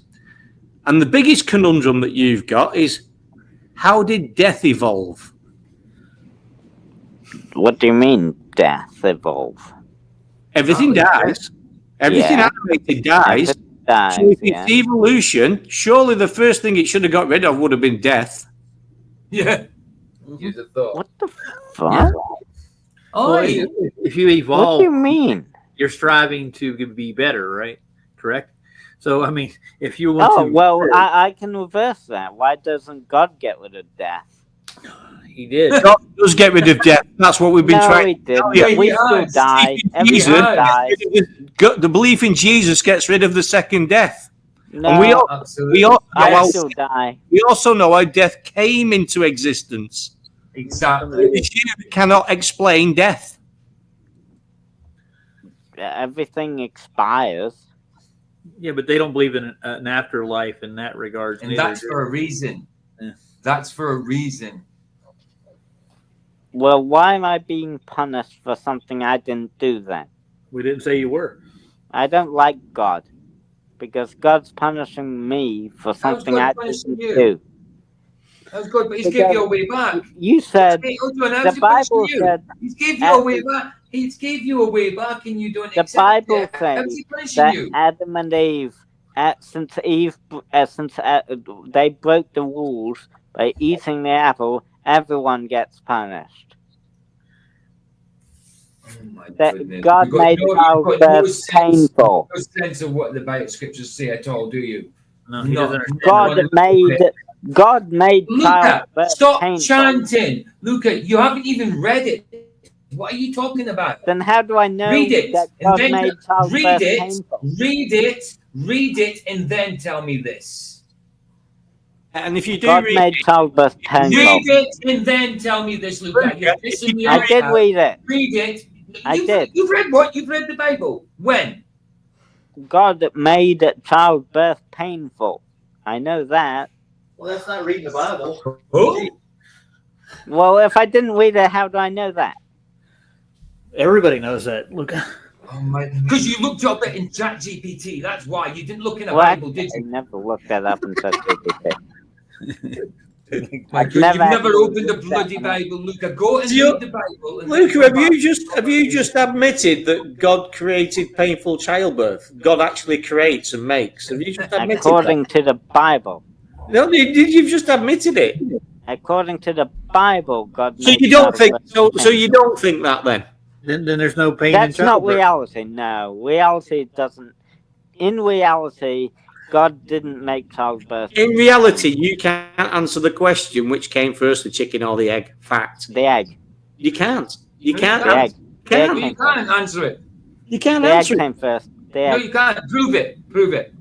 Wait. Let's place it down in your own naturalistic way. Yeah. What do you require for an egg to be created, Luca? I guess something to lay it. No. So what came first, Luca? Well, if we're talking specifically the chicken or the egg, the chicken hatched out of the egg when the egg was made by a bird that wasn't quite a chicken yet. Have you ever seen a parrot lay a chicken egg? And it's evolution. It's not. No, that's not how evolution works. Happen right away. That's not how evolution works.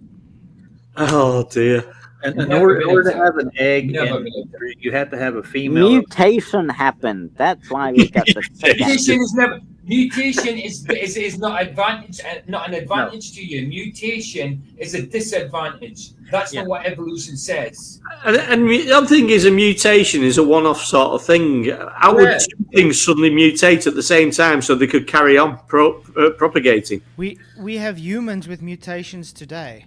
Guess what? When they have children, that mutation's gone. And by the way, Luca, you came from an egg too. I hate to tell you that. Yeah.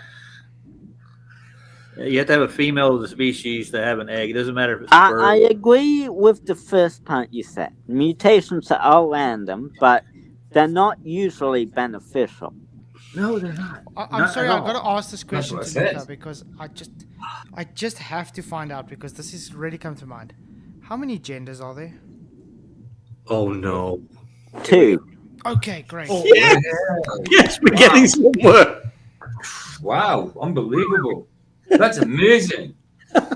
Don't say but or however, please. I'm not. Thank Cool. God. There's 2 genders, Cool. male and female. In all species, Good, yeah. good, fair play. Okay, Male and female. next question. Can you reproduce with the same gender? No. Yes! We're getting We're somewhere. getting there. Though this one... No, just no. No. Yeah, it's that's what we're okay. saying. No, I know what you mean, and Okay, the answer's no. So Luca again, another one. Can a human give birth to a dog? No. Great! So, where did the chicken come from? Wow, we're doing science with Luca. It came from a bird like... We're going with evolution again. The bird is evolving into a chicken, laid an egg, and it became a chicken. Yeah, it wasn't quite a chicken created yet. itself. Or Egg how just- we Debunked yourself, describe Luca. a chicken to be. Huh? It wasn't how we describe a chicken to be now, and then after the egg hatched, it was how we would describe a chicken now. But where had did some the extra other chicken come from to aspect make to the it. extra chickens? Yeah. You'd have 2 You chickens. mean where did that bird come from that laid the egg to get the chicken? Well, that No, was you those said it. birds You said it had from. altered and changed and become something else. So where did the other chicken come from to make the chicken? I guess from another chicken like To make more chickens. another Chicken bird ate like chicken. ancestor There you that go. was You get almost that chicken like how bird evolution that laid is the impossible, chicken egg. Luca. It's so mad. And then, if you Oh want to my go God. further back and It's not even back, a good and idea, you back, know. No. It's not even a you'd good eventually concept. you'd eventually reach the question of where did life come from in the first place? We're the ones with the faith. No, we know where it came from. You don't. We So have You guys have the infinite regrets problem. We don't. So there are wild like birds like chickens that we domesticated, made into farm animals. Yeah, I agree with that completely. the invention of a chicken came from God. no, it There's a came bird from evolution. Genesis came 1 from- says it for me. The first 4 words of the Bible is in the beginning God. That's it. That's it. Where it started. That's the Done. But that was written by a person in the So? beginning, God. pretty smart person. But guess what happened? Prophet. That person was told directly by God. Yeah, how do we know that? We don't. We do know. No. Yes, we do. It was Moses. It, God spoke You to don't know. Moses You face to obviously face don't. and told him how he created everything. sweet. Let's ask Moses then. Wait. We did. Genesis and Exodus, he tells us. Well done. Yeah, Never mind. but yet We you're can't ask him hold now, on, but can yet we? hold on. You're saying, oh, but let's ask Moses, especially when we've got record of him, stuff like that. I think you've got more of a trouble when it comes to evolution in that respect. Oh, let's go and ask that one cell organism, shall we? Let's go and ask that rock. It got rained on for billions of years and then turned into a soup. Come on. the light hit the soup and then it grew. Hey, tell you what. Luca, why do you believe any outrageous tale that they tell you? how is the Bible not an outrageous tale? It's not, because when we look, we see the evidence of it everywhere and how it works. It explains it. But I'm asking you, right, how when they tell you something, you just take it as read as if it's the truth and it has to be that way. Rather than asking, how did they prove it? Where's the information from? We know everything that was created has to have a creator. No book writes itself. There's always building builds itself. There's always an architect and a builder. Knowledge only comes from a knower. I did do practical for my hospitality course that I did. So I didn't just accept what they told me, because that's not how you learn. It's actually doing the practical stuff, that it's actually going out and but these are physical things you can actually but you're being told things which are outside the realms of any possibility of being able to measure or be held or be seen or it's, for instance, right, what is the closest star to us? That they say their closest neighborhood star. I guess that would be the sun. No, forget the sun. Forget the sun. Star. Where is it? Star? No. You mean the closest star that's not the sun? Well, the sun isn't a star anyway, but carry on. But it is. Well, I'm not arguing that. All right, I'll use your terminology, okay? What is the closest star to us other than the sun? They gave it a name. It starts with an A. Are you Googling this now? Yes. Yes. You don't know. I can tell you what it is. It's Alpha. You don't know. Hence the name Alpha Centauri. It's the closest star to our solar system in the heliocentric model. Yeah. But this is the thing, right? This is a claim that they make. You are correct. It is Alpha Centauri. Yes, okay. So they tell you this is the closest star to us, okay. How do they know? Now, not only that, how do they know how big it is? How do they know how far away it is?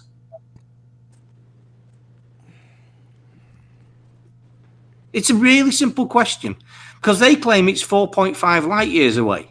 4.24 light years away. 4.5 light years away. Well, they've altered that. They've altered that again. You can put any figures down. It was 4.5 light years. That's what it used to be recognised as. Oh, they must be more accurate now. Accurate how? They're just making shit up. This is the point. So each light year is equivalent to what? How many miles? A lot. 6.7 trillion. It's a long way. Right? Yeah. Now, how long does it take you to count to 1 trillion, Luca? A long time. No, a long time's not good enough. How long? Go and Google that now.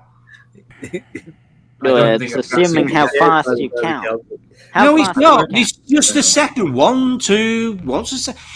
Luca, it would take you 31,000 years to count to 1 trillion. Exactly. You couldn't do it in your life. 31,000 years to count to 1 trillion. They reckon that each light year is equivalent to 6.7 trillion miles. Okay. And they tell you the closest star to us is 4.5 light years away. Okay. Whoever worked that, found it, measured it, confirmed it. It's impossible. It's just a fairy tale load of nonsense. And you suck it up, hook, line, and sinker. Parallax. It's not. There's no parallax. What are you referencing it to? It's 4.5 light years away, according to your own heliocentric priests. What kind Do you of not see that this is just utter bollocks? No. Why not? Well, why do? But you don't believe the Bible. But you believe it doesn't make sense. The Bible doesn't. It makes no sense at all. None. What's the inverse square law of light? Apparently, you can see this thing with the naked eye. Mm-hmm. Each light year is 6.7 trillion miles. It's very big and very bright. With your naked eye, and they know how big it is and how far it is because of parallax. What a load of bollocks! They know it's very big and very bright. Yeah. You don't know. You don't. The only question, the only honest answer to that is we don't know. We've just made it up. Why make it up in the first place then? Because they're keeping you dumbed down, believing all the nonsense they feed you, keeping themselves in jobs and patting each other on the back with the biggest load of nonsense they can make up. Black holes, why make up dark matter? Why make up anything complicated like this? They're just because it keeps them in their jobs and makes everybody look, oh, look how intelligent we are. They're all laughing at you. You don't get it, do you? What it would do. You don't get it, do you? If it was made up, it would leave more and more evidence that it would be faked. If it was made up, you don't. All these make figures up lies and facts on are all top made of up. lies to conceal the truth, because lies on top of lies just make it more easy to find the truth. It doesn't for you because you're in a big haystack of lies and you can't see the truth for wanting to keep hold of all the haystack. You don't need a haystack. Prove how big Alpha Centauri is and prove it's the closest star. I wait. Yeah, we'll be waiting for a while. I'll need their help to do that. No, you don't need their help, Luca. That's the point. Why do you need their help, man? Well, how about you measure it? How about you do it? I'm not trying to. Why would we? Yeah. In order to debunk You don't believe it, you don't believe it's that far away. No. Why we don't but believe you it's that would far away? absolutely need to do it in order goodness. to debunk it. Luca, Okay. All right. I'm gonna how go could with you possibly try and even start to measure that kind of stupid distance? There's no reason to. No. It's a fairy tale, bro. No, Luca. You don't. Hold on. You should learn how then. Why? It's a fit. In You order don't to know how. debunk it. You don't know how. You just said that. I don't need to debunk it. Luca, there's a physicist, a mainstream physicist who actually has another theory completely, and he actually looked into it for a very long time. He believes that I know how they got there. The Bible tells me. Yeah, made by God. Yeah, but there's other physicists in their field in the mainstream that actually think that the stars are something completely different. They want to go against it. You know what they do with their work? They bury it. Why would they bury other theories? What do you mean? What do they say the stars are? Well, they say they're filaments that are connected to a grid, literally. They're like lights. That doesn't really. I can give you a video if you want to watch it. He actually took their observations, and he actually can show what he's talking about. Maybe they discarded those theories because, well, it didn't make sense. The only one that comes up with they any alternative theories they bury. Or maybe they discard them because they don't match what we see. No, he uses what they see to get to his theory. He's a physicist.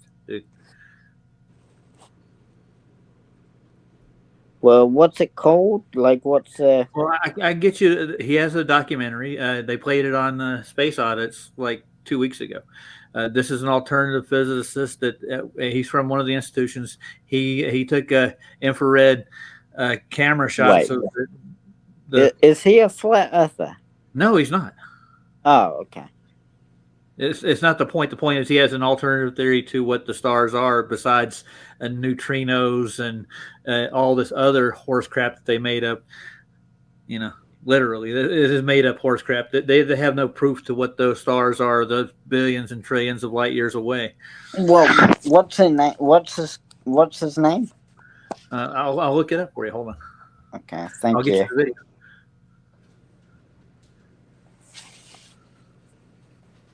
Let's see. Why do you come here, Luca?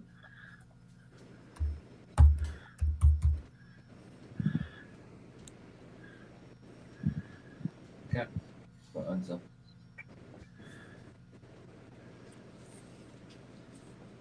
Because you haven't. I'm not asking because you haven't learned a thing since you come here. All these. I mean, it's about 2 years now, isn't it? Been coming here or not? Yeah. Listen to a single thing. You haven't listened to a single thing. You're not going to come here and debunk us and tell us any different from what we already know. You know, so what are you going here for? Because you're not learning anything. You're just arguing all the time, just for the sake of it, I think. I'm trying to help. An agitator and an agitator and a detractor. I'm trying to help. And quite often, the people asking you and speaking to you know more about the subjects than you do. That's the point. I'm trying to help. Help what? It's you that needs the help, Luca. This is what you need to see.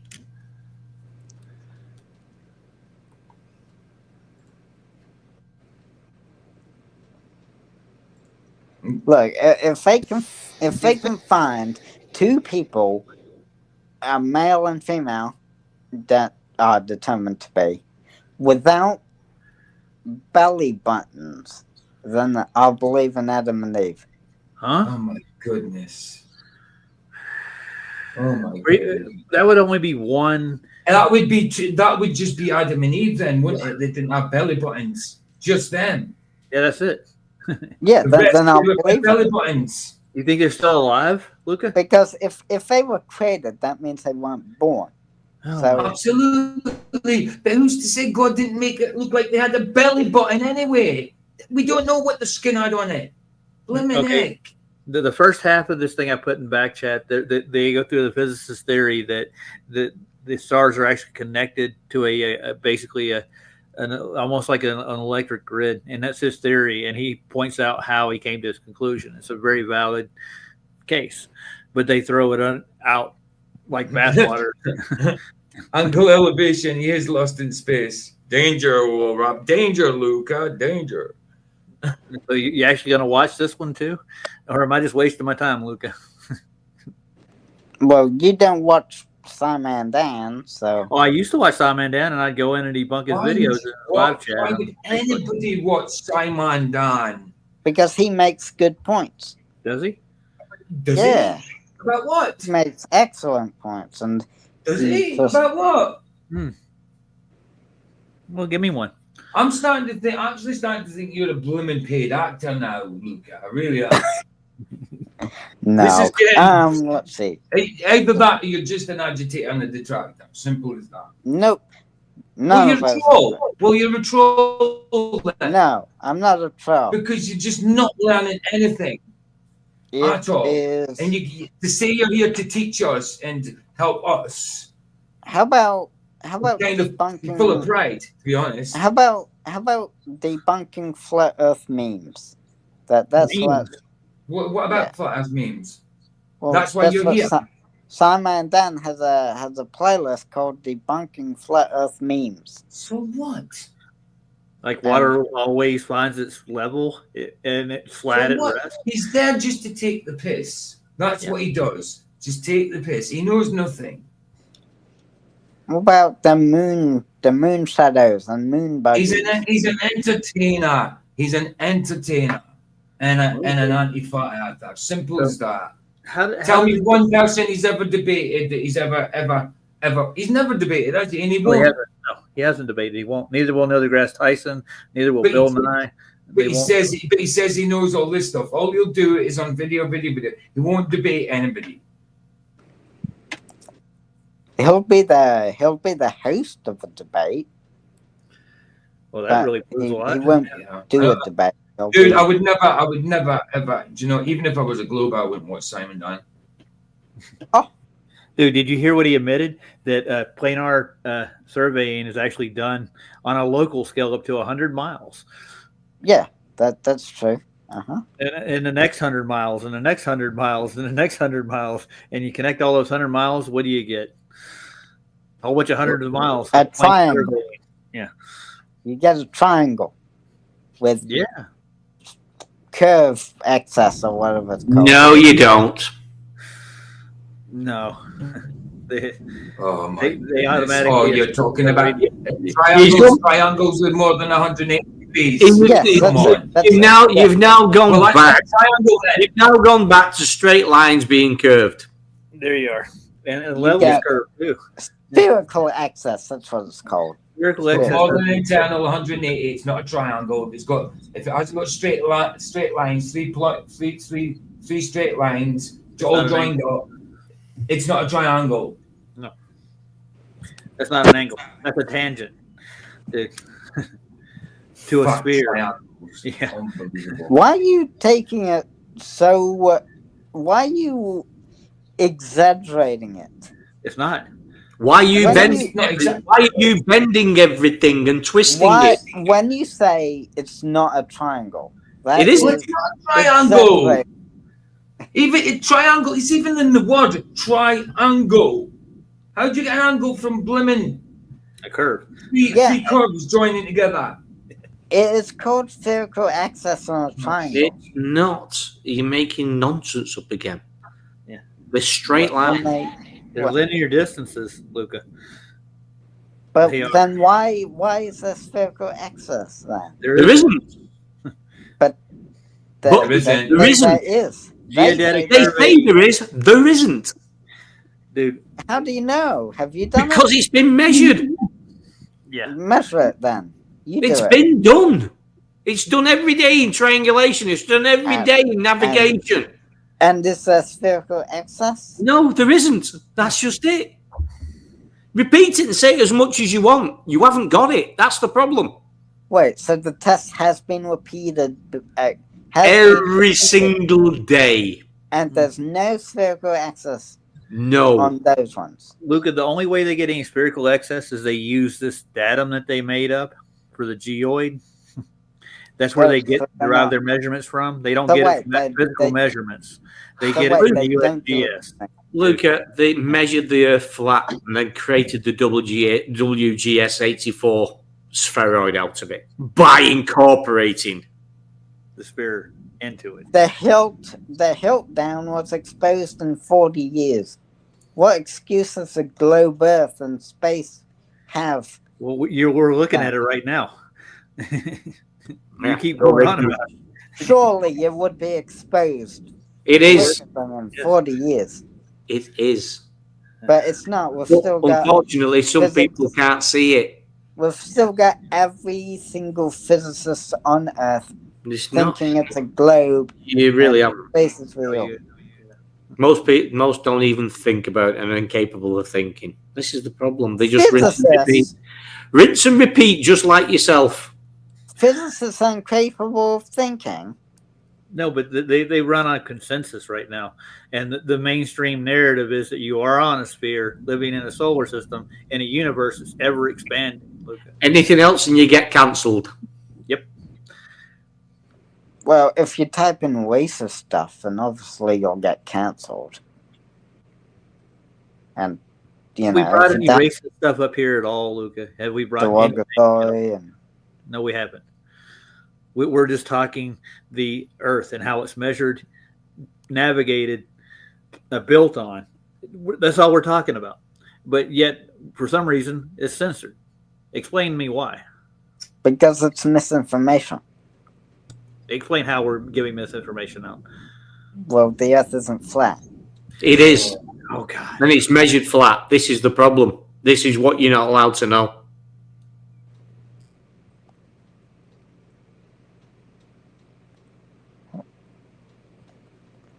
Well, I haven't seen any measurements of flatness.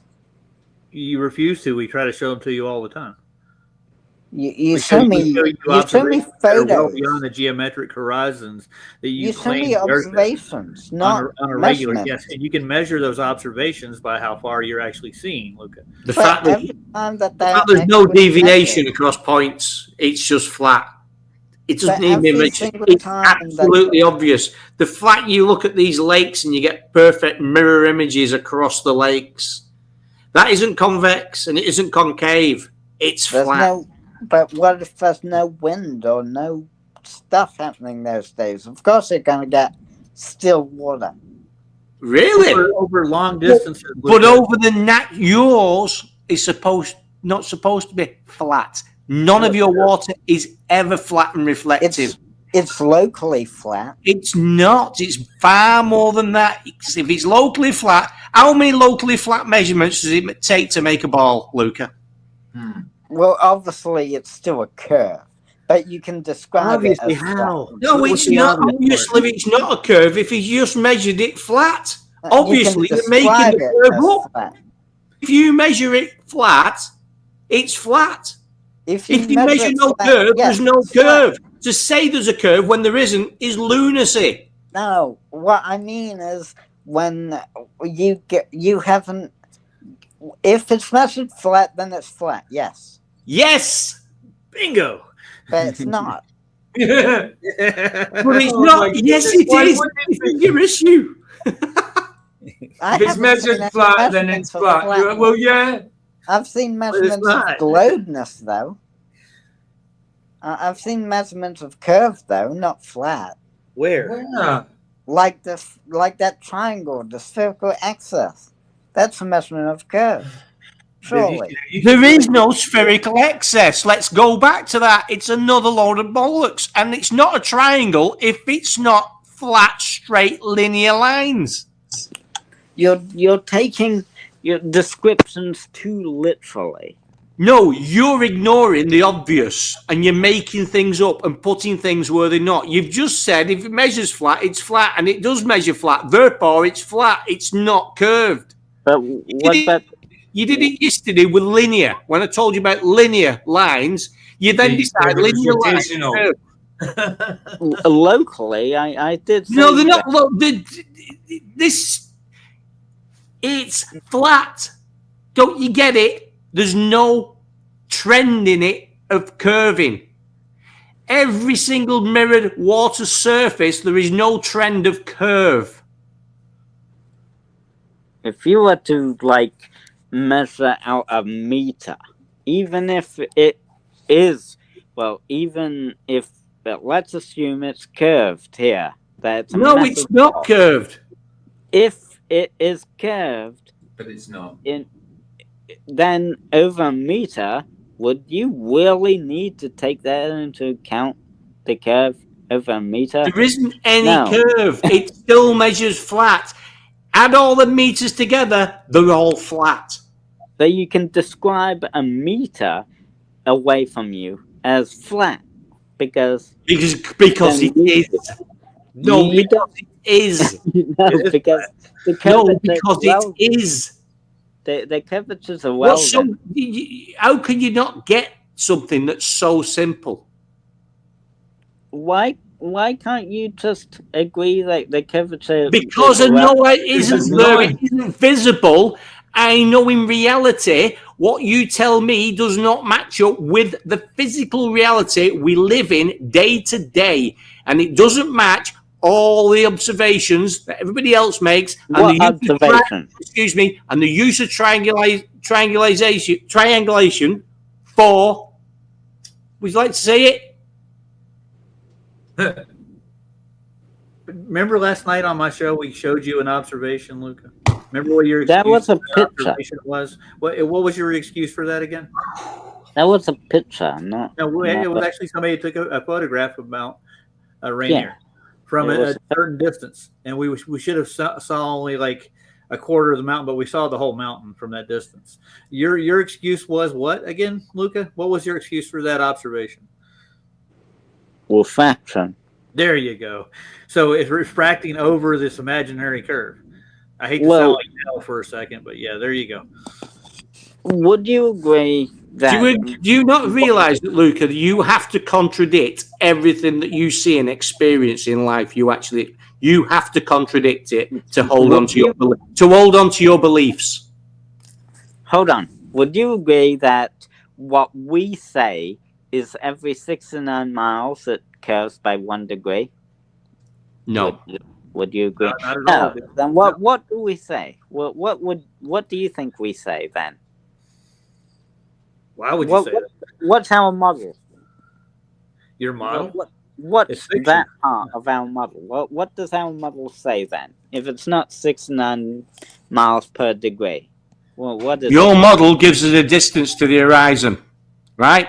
And when the horizon is not at that distance and it's much further out, your model fails completely. But we say refraction. So how do you deal with that? What refraction? Putting your fingers in your ears and saying refraction doesn't make it change what it actually is. It changes the apparent position. It doesn't. It doesn't change it. It doesn't make mountains disappear. It doesn't make objects suddenly reappear in the middle from behind big water humps and things you think you're looking through. This is how ludicrous your arguments actually are. You say you said in that photo that the mountains were about 63 miles away, right? It was 63 kilometers away, but we figured there's 187 feet of the mountain that shouldn't be visible. Kilometers? Oh, that's even. Yeah, refraction would have to bend like less than a refraction has to degree. bend. No, there was no refraction in that picture, Luca. Yeah, everything has refraction. No, it doesn't. Literally everything. Give me the Everything you definition. see Give me Snell's has law. been refracted to some what is degree. refraction according to Snell's law? It's a law, by the way. It's when it's to do with light passing through different mediums. Well, yeah, and the image that you're seeing is actually moved. It moves, but it doesn't physically move. It's just it appears to move. It's like a mirage, right? Yeah, a mirage is a real kind of- location is still the same. It just seems like it moves. So every day that let's say Pablo's dog goes out and takes a picture of that oil rig in that Santa Barbara Bay, it's refracted every day. Mm-hmm. It's not actually in the spot where it's at 10 miles out to 60 miles out. So he's not actually taking a picture of the oil rig. He's taking a picture of bending light that looks like a mirror image of what he's looking at, right? It would depend on the day, but I'm sure Yeah, but that he does it year round, dude. He actually does it every year. So he takes a picture every day for a year. Not every day, no. It's like weekly, but he does it every year, week for a year long. But, and that oil rig is still simmering. Well, there's 7 of them in that particular bay. You can actually go and get in a boat and measure the distance to where it is. So there's always major refraction going on. Is that what? No, there's clear days. There's okay. So the clear days you can actually see it better. Okay, so then that's what we say refraction does anyway. It doesn't. You can say that, but you're just making excuses up. You can't make things appear from behind great mountains of wall 2,000 foot up. It all gets projected to look like, ooh, it's flat. If you can make something rise above, if you can, you can't do it. Hold on, wait. You can't do it, Luca. If you can make something rise above a curve at a small distance, then why can't you make something rise up above a curve from a larger distance? It's not physically happening. You literally show them something so obvious, and you've got to put denial in and look for excuses. You putting denial in and looking for excuses to run away. That's you what you're absolutely doing. Can make something appear visible that is invisible, for hidden behind a curve. Show me something invisible, mate. Show me something invisible. Carry on. No, hidden behind a curve. That kind of invisible. There is no curve. The point is, there's no curve there. Yeah, and I can show. It's not I can show you a video. All you need to do is make something hidden behind a curve, and then pour cold water down, and then it'll rise up. No, it doesn't. Refraction. Not physically. You're talking about something where they used propane, and that wasn't the same. Yeah, like ice cold water. That is. They use liquid. They use liquid propane.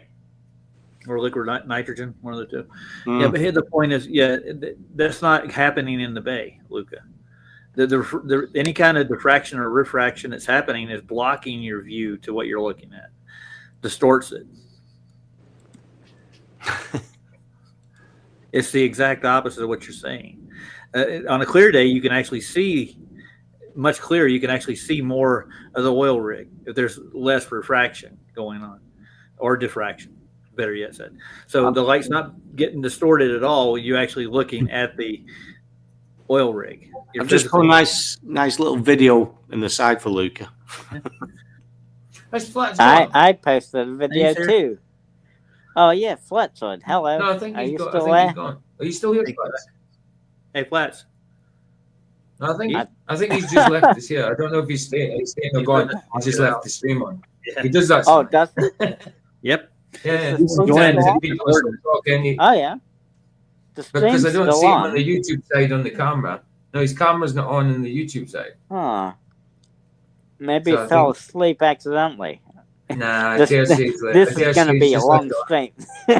he'll just turn it on. He'll just yeah, that's This what I is gonna thought. Yeah, be- so Justin said Flats is just letting us carry on. Nice. Yeah. Oh. Hearing's No, Flats has backstage. gone to bed. Flats has gone to bed. We can't let you in. Yeah, unfortunately. wants to I come in and say hi to pasted you. a link as well to reflection over a driveway, the curve of a driveway. Honestly. For some cold water and gives the effects a shimmering effect. And I that know. makes up Hold on, ice let me look at Heaven. It's Heaven. Flats isn't here, so no, he's not able to let you in. Yeah. If he's not here, so yeah, you can still type in private chat, but nobody can let you in except Flats, Heaven. Yeah. Right. So what I'm talking about, if, like that. if Flatzoid is asleep, this is going to be a long stream. Yeah, believe me, it won't be because I can't put up you much longer. No, well, I'm off soon. I'm going to watch Charles for There's only so much denial I can hear in a day. I know. So yeah, me too. You're on a frozen lake, Luca, and you're shining light. You have to live with it, Luca. Everything across the bay is being lifted up over the curve. That's what you're saying. So frozen water would cause refraction to lift everything up, right? Well, any kind of heat difference, any kind of difference in density, any kind of, those are the main two. Heat and density. I have a lake that's like 5 miles across from me. It's down the road. I can go over there right now and I can just look across that lake, and it's a real mild temperature. There's no real heat variance or cold. Okay. So, and I can literally just see across the lake. How much should I see of the object across from me? Well, there's always going to be some degree of refraction on any day. But I can literally depends on really the day. If I get you and take you out there with me, I can look at you across the lake. I can see you. How far away is the other side? 5 miles or so. 5 miles? Yeah. And with optics, I can see even further than that. Well, even with like average refraction or lower than average terrestrial refraction. It would it would have to bend like less than 1/10 of a degree then. That's not much. Refraction can do that easy. No matter what the day, it's probably you're always going to see something bending less than. Listen, Luca, you're just waffling, right, and making your excuses up and sticking with it. You're not dealing with the actual things you're seeing and doing these observations. I advise you to go out and start actually taking part with these observations and looking. And you know what? You're going to struggle. I think you're going to struggle too. No, I've been out looking at it, mate. I ain't struggling. No, I have no issues. I know it measures. See, not only do I know it measures flat and there's no spherical excess, I know what I see. And I've seen these things. I've been out and done it. You haven't. But you can't trust what you see. Because you are just auto-believing. You need to come out of it, mate. You really are in trouble. The scientific method doesn't just stop with observation. You need to. What does it have to do with science in this process, sir? Well, you're making an observation. Luca, if it's all refracted, right? How did you measure? How did you measure the distance to the horizon in the first place? Well, because the horizon is both physical and optical. No, if it's physical, you're always going to see it. You're looking at it through optics. How did you? You've just said it's all refracted, all coming up. So how did you see it in the first place? How and when do you actually measure it? You can't. By your own admission, you can't. They don't have. Why can't we? There is no horizon on a globe in that regards. No. In fact, the horizon, as I said with PJ, with that remote example I did. No, Luca, you're not getting away from this. You're coming back saying everything's being refracted up. It's always this refraction. So Yeah. how did he get these measurements for your radius of the Earth in the first place?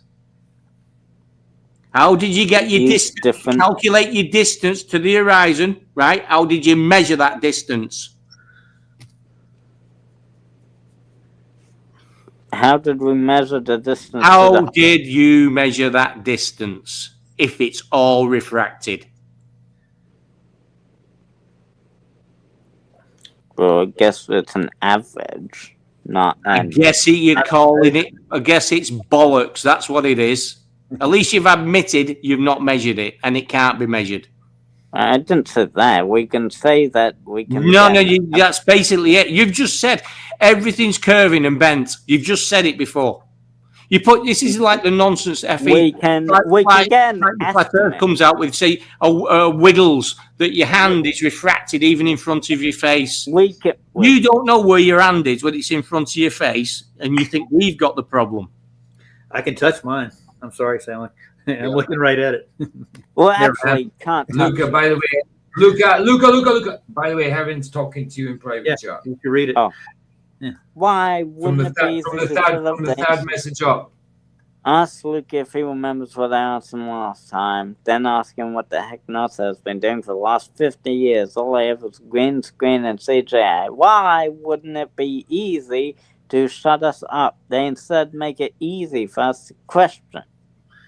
That's a nice one there. I like that. Yeah. I think they want the argument. I somewhat agree with that statement. Somewhat. I can see how people would say it makes it easy for them to question it.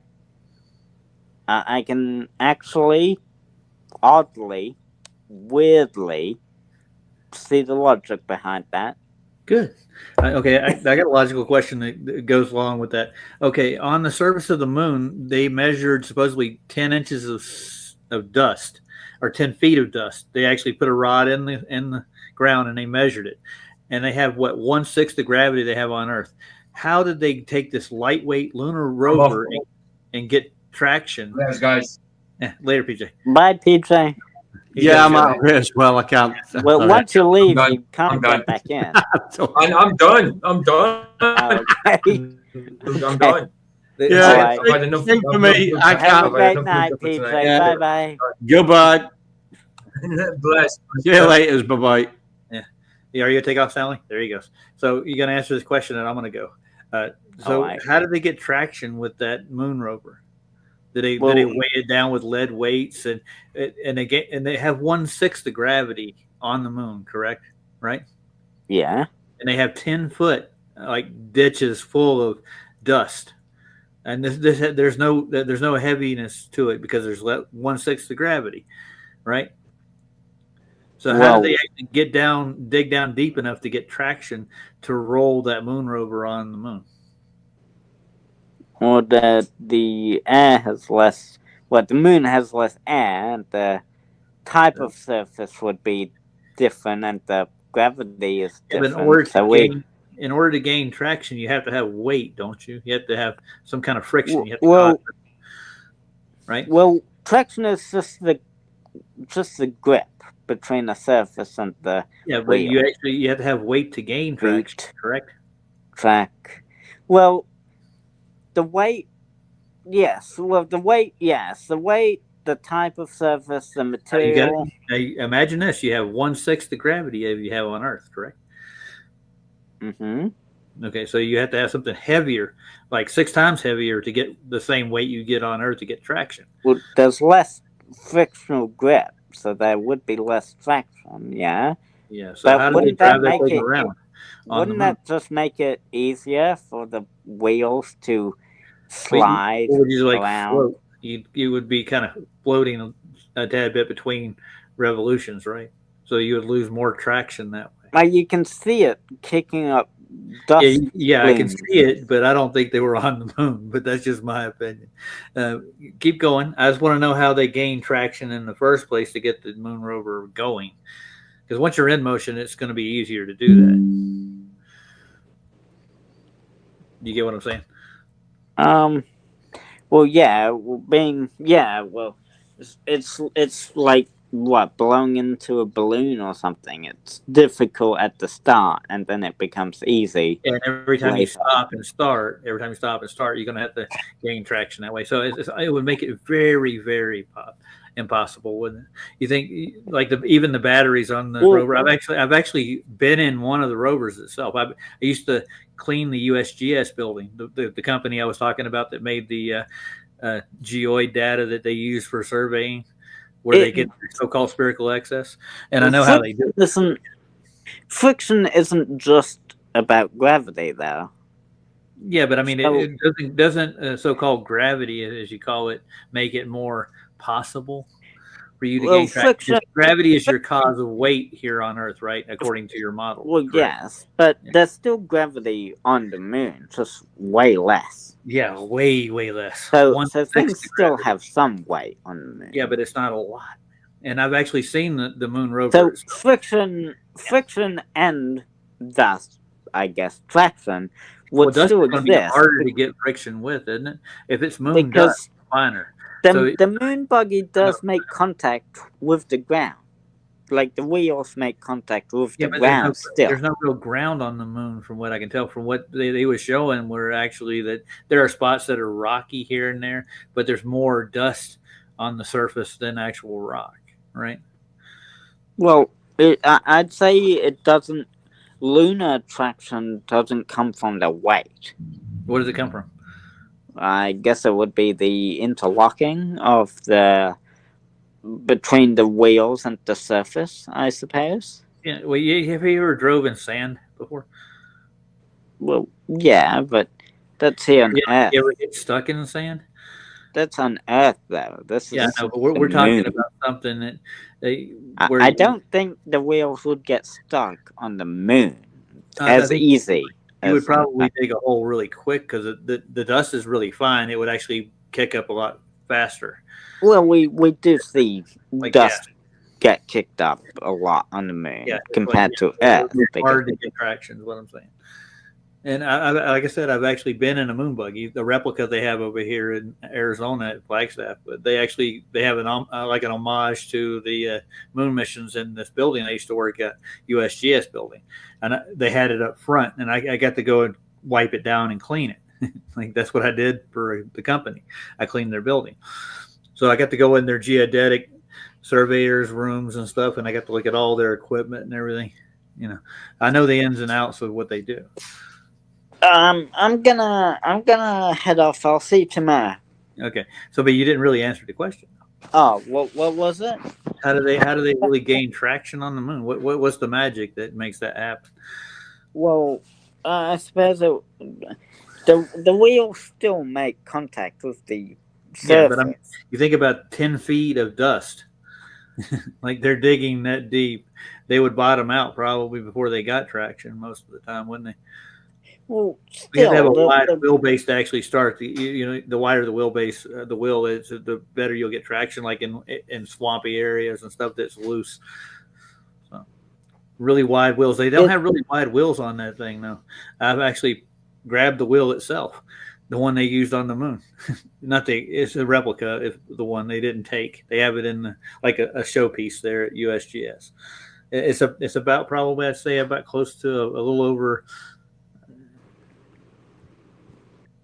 More than almost a foot across. Well, I suppose Newton's laws would come in to help. Like every action has an equal and opposite reaction. So, like when you're spinning your wheels, what's the opposite reaction of that when you're just digging yourself down into it? I guess when you press against the ground, it would press back in a way. So when the wheels push back against the moon's surface pushes forward. Okay. So, but I mean, the dust that's probably what impede that, right? It'd be like a lubricant. Well, that's probably what propels it. Yeah, I don't know, dude. I'm saying they had problems with it. Of course, since it's on the moon, it doesn't need air or atmosphere. It's just mechanics. It's mechanical. So It's the contact between the wheels and the ground. So it doesn't need an engine, because engines wouldn't really work in space. Well, they had electric motors on this thing. They have to. Well, There's no oxygen for them to get fire for their gasoline. Yeah, so mechanics don't really work in space, do they? You can't use a normal engine like an Earth. So. No. So that would make space a vacuum, right? If Well, if there's no gases there at all, I mean. Well, there is gas. There's gas in space. Trust. Yeah, that's what I'm saying. Like we're seeing up there isn't that far neither, and there's we gas. we can describe space as a vacuum for simplicity, but I don't need accuracy. Is what I need. I don't need simplicity. Okay, accuracy. Space is not a vacuum. Okay. Thank you. All right. You know this is being recorded, right? All right. Look, I'm gonna get out of here. All right. Yeah, we're still live. I think Flatzoid is asleep. He's probably watching the kids or something. That's true. Maybe. Yeah. Though maybe if not, then I'm gonna go watch Charles stream. You should come over and watch it with us. Charles. All right. Yeah. All right. See you, Audra. Okay. Later, Luca. Later.